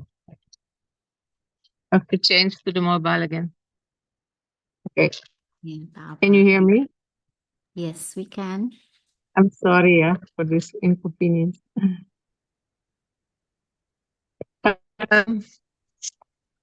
Yes, because I'm just looking in the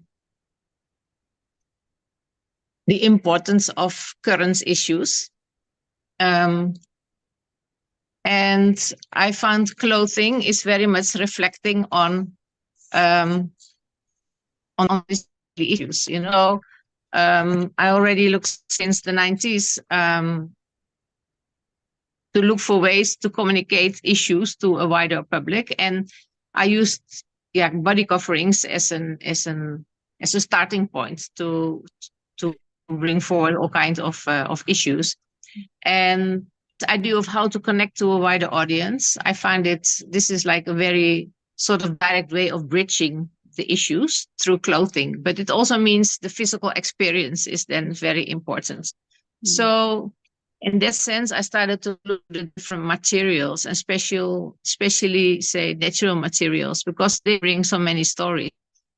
For example, with that barcloth, it's very much related to not only the history in Indonesia, but also in the tropical countries, almost all over the equator, Africa, Latin America, people were wearing barcloth, for example, and it makes sense.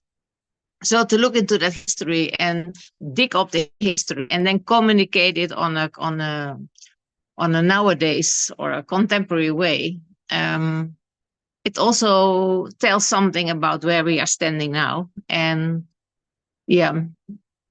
to to create a new, to not a new reality, but to bring certain issues forward and maybe get some answers, maybe not, or maybe you start thinking about certain things. So, and yeah, for me, this physical thing, what I already said, is so important in that sense that, especially nowadays, that the reality is sort of happening in our two-dimensional screens, to create something different that you can touch, that you can smell. I think we have all for this, which is so important. You know, there's a lot of focus on the food. So this is also something we can experience, you know. So the idea of creating an experience through the visual art, but also using the digital possibilities, I think is important.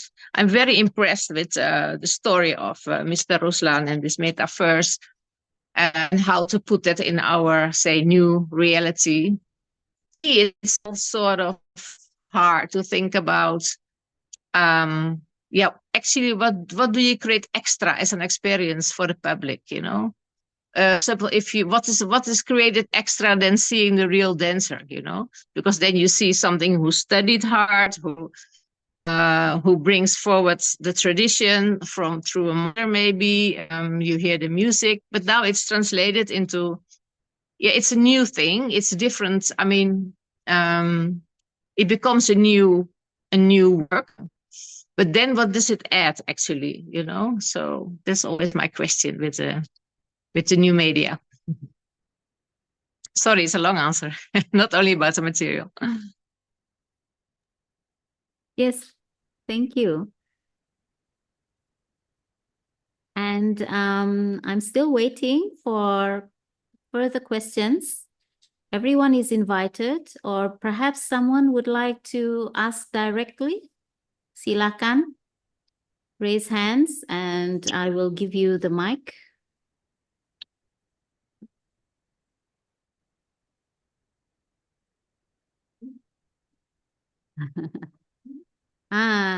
I see Dr. Adlin here. Would you like to ask a question? Yes, silakan Ibu Adlin. For Professor Ruslan, silakan Mbak Adlin. The microphone is yours. Enggak, ngomong aja langsung, enggak apa-apa. Nanti saya terjemahkan, Ibu Adlin, silakan.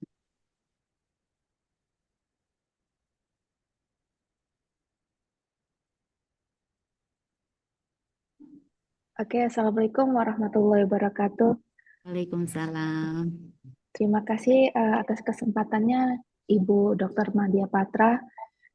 Saya ingin bertanya kepada Profesor Ruslan, bagaimana perkembangan metaverse di Malaysia? Karena yang kita tahu sekarang ini, AI itu juga sangat dominan ya dalam perkembangan visual design. Itu saja, terima kasih. Hello, Professor.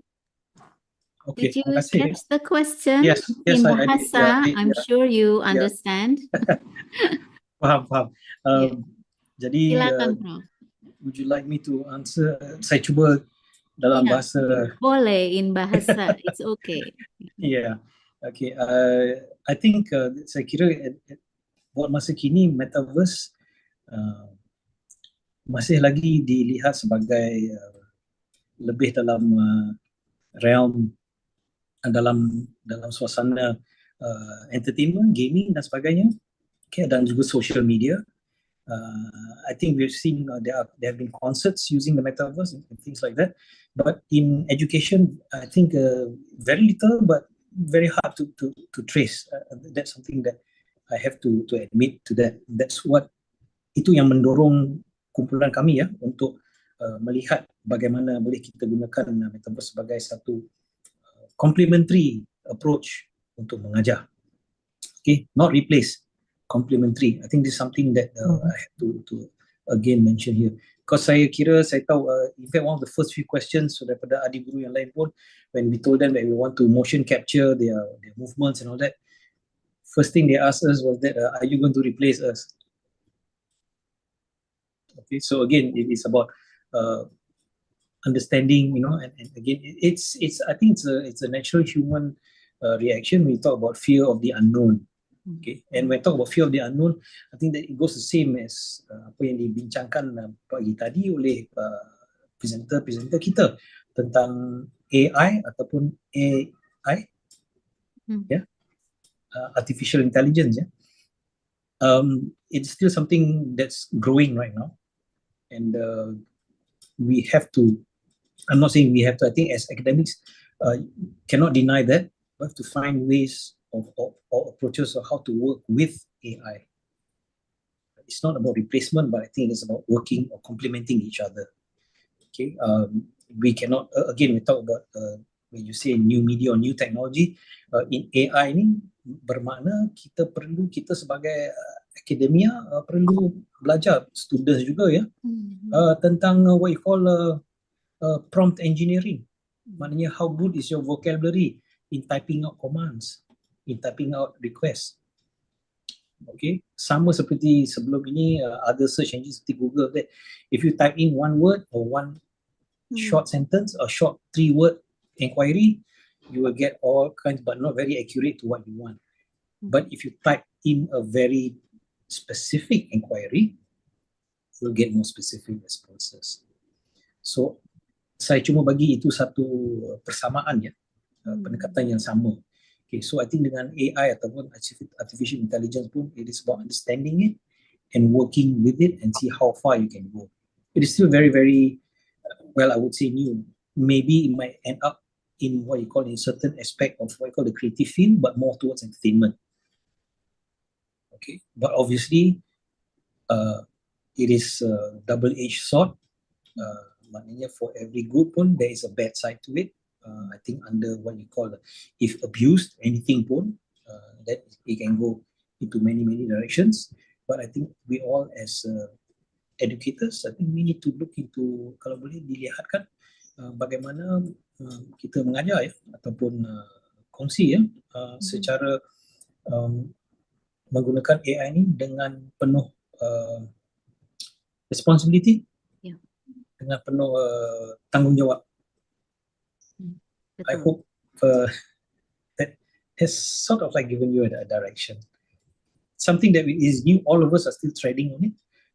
But I think as the days go by, as we progress, kita berjumpa, kita akan bertemu dengan pendekatan yang baru yang boleh menyebelahi pihak kita. Thank you. Gimana, Dr. Adlin? Does that answer your question? Ya, terima kasih Profesor Ruslan, cukup menjelaskan. Terima kasih. Yes, this session opens deep reflections on gamification and the metaverse. I like your use of the phrase fear of the unknown. So we have to learn to face our fears and always look onto the positive side of these new possibilities emerging in this new world of interdimensions. And I would like to ask you a question, Professor Ruslan. What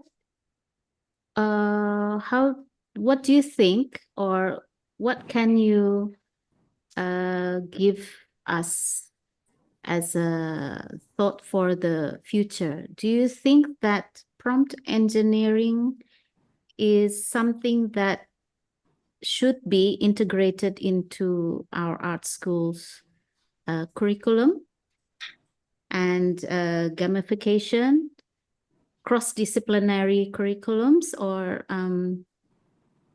well, your presentation has given me much to think about, but what are your views on this? Terima kasih ya Ibu Dr. Malia. I think if I can, okay, let me just reflect back. with the introduction, don't say introduction, but the explosion of AI now, I think AI has been around for quite a while, but it hasn't made its presence felt until these past few years only. But I used to joke, I think about within 10 years ago, I used to joke to my students back then. I said, I've yet to come to sit down in front of a computer and clap my hands and say that I want a logo. I used to joke that, I said, because we still need human input. That was the point I was trying to take. But right now with AI, it's not just keying in, but it's also voice activation also. So the day has come that we can actually say, give me a logo for a art school, and it will generate certain software. For example, if you talk about visual software, visual AI apps, you're talking about like Midjourney and things like that. Gemini is now given free on the Google platform and things like that. But I think coming back to your question, I think cross-discipline is something that I think the arts has always been very aware of, and we've been incorporating that. You look at, for example, you look at our past speakers and all that, how the incorporation of what you call cross-discipline, you're talking about certain elements of anthropology, you're talking certain elements of history, oral, things like that. It's all been actually, the arts, I'm very confident that we've all been embracing cross-discipline all this while. And the beauty of it is that you look at what has been produced. Okay, the artworks our earlier speaker has produced.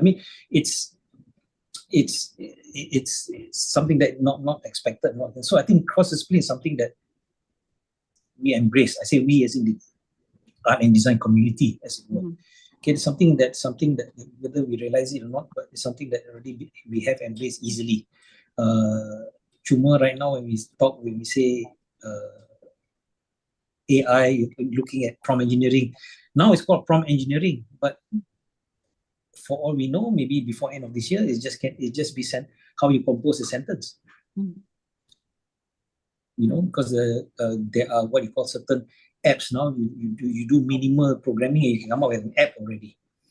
Okay, and again, like I said, the intrinsic thing is that we have to remember. We always bear in mind as educators. Okay, this is not our. Sorry, it's not showing. This is not our. How shall I say it? Okay, this is not our replacement, but rather the technology is our companion to complement our teaching, to make our sharing of knowledge more effective, more widely reached. Can you imagine if you have your classes with students on a global aspect of it? They get on your metaversity, and your students are everywhere in the world. Okay, so your dissemination of your tacit knowledge is global. Okay? Like I said, to complement the teaching. Of course, there will be physical interaction and all that, but I think at this point in time, that's something that I'm not saying I'm trying to look at things in rose-tinted lenses. I know there are many, many challenges, but I always feel that technology is an enabler for educators in our context, art and design. Thank you. Thank you. As a dancer, I really like your phrase, finding ways to move with AI. So very interesting and very encouraging.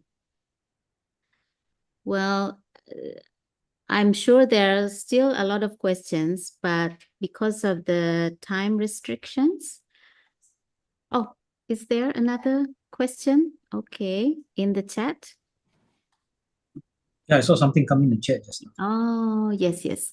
From Adi Trahono or Dion. I'll just read it out. Permission to ask Professor Ruslan, what do you see in 10 years to come using this metaverse as an art performance? I know it's bright, but do you have any suggestions on what we use for creating a unique and diverse experience?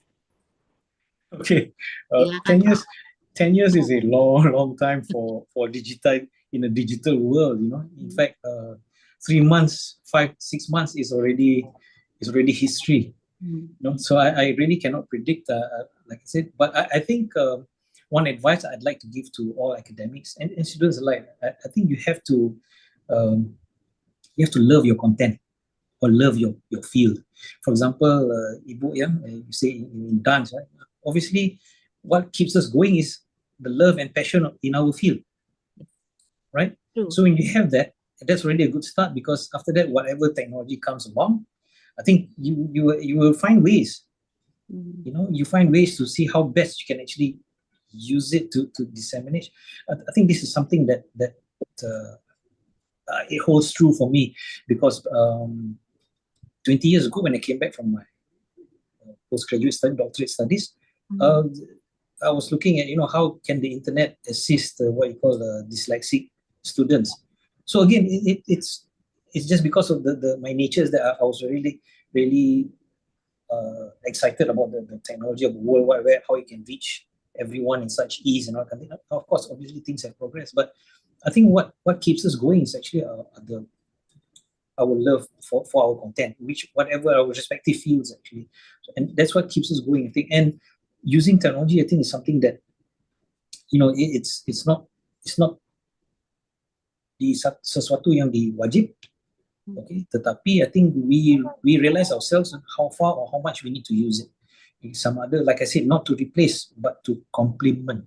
I think this is something, and to make the experience, teaching and learning experience, richer. Okay. Yeah. Ya, terima kasih Prof. Ruslan.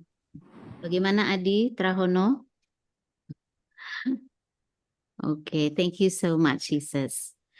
I think this ends our session, but before we end, I'd like to invite both of our esteemed speakers, Ms. Mela Jarsma from the Netherlands and Professor Dr. Ruslan Abdul Rahim, to give their closing speeches, closing statements.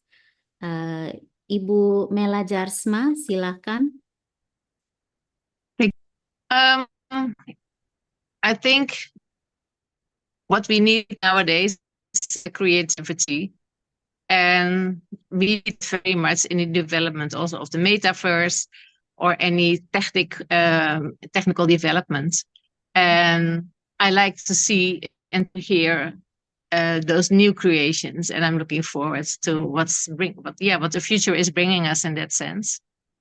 But I always think, like, don't forget about our needs, about our physical world as well.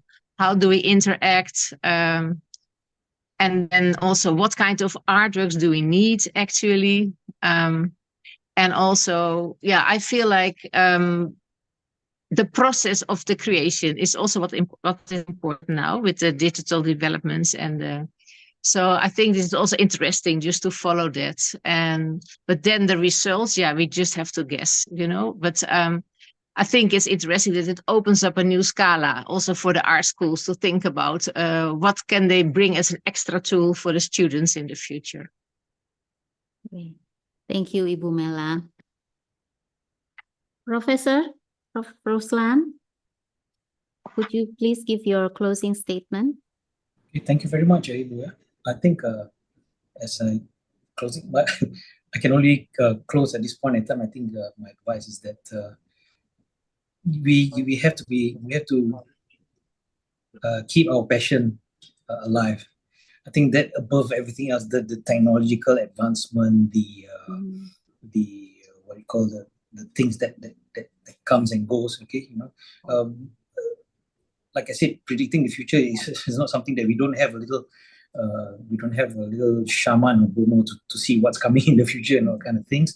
But I think as long as we hold true to our work, our craft, for some of us it's teaching, some of us it's performing, some of us it's creating new artworks. Okay, we hold true to our craft, and it will be true to us.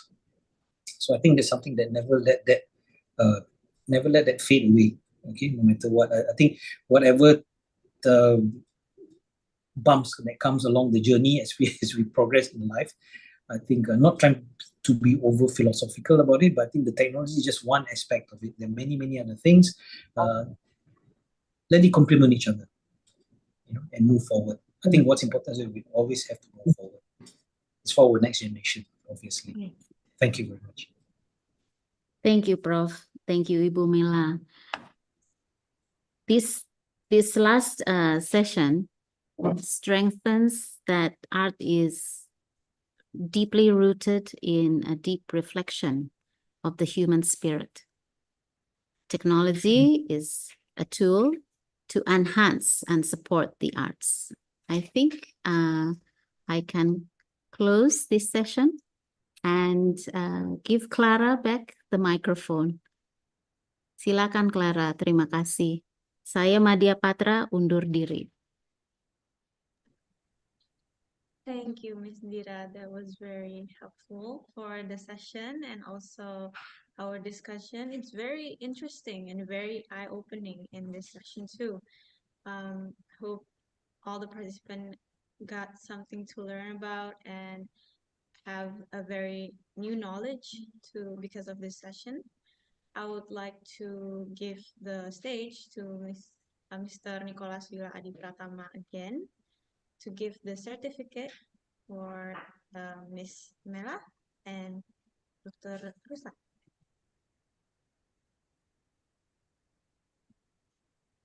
This is for Ms. Mela. Congratulations, Ms. Mela. Thank you. And then this is for Professor Congratulations, Dr. Prof. Ruslan. Thank you. Terima kasih. Thank you very much. Thank you.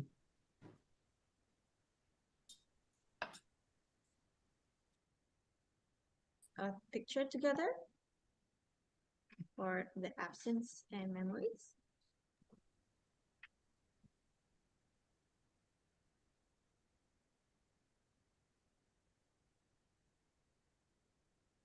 Now 1, 2, 3.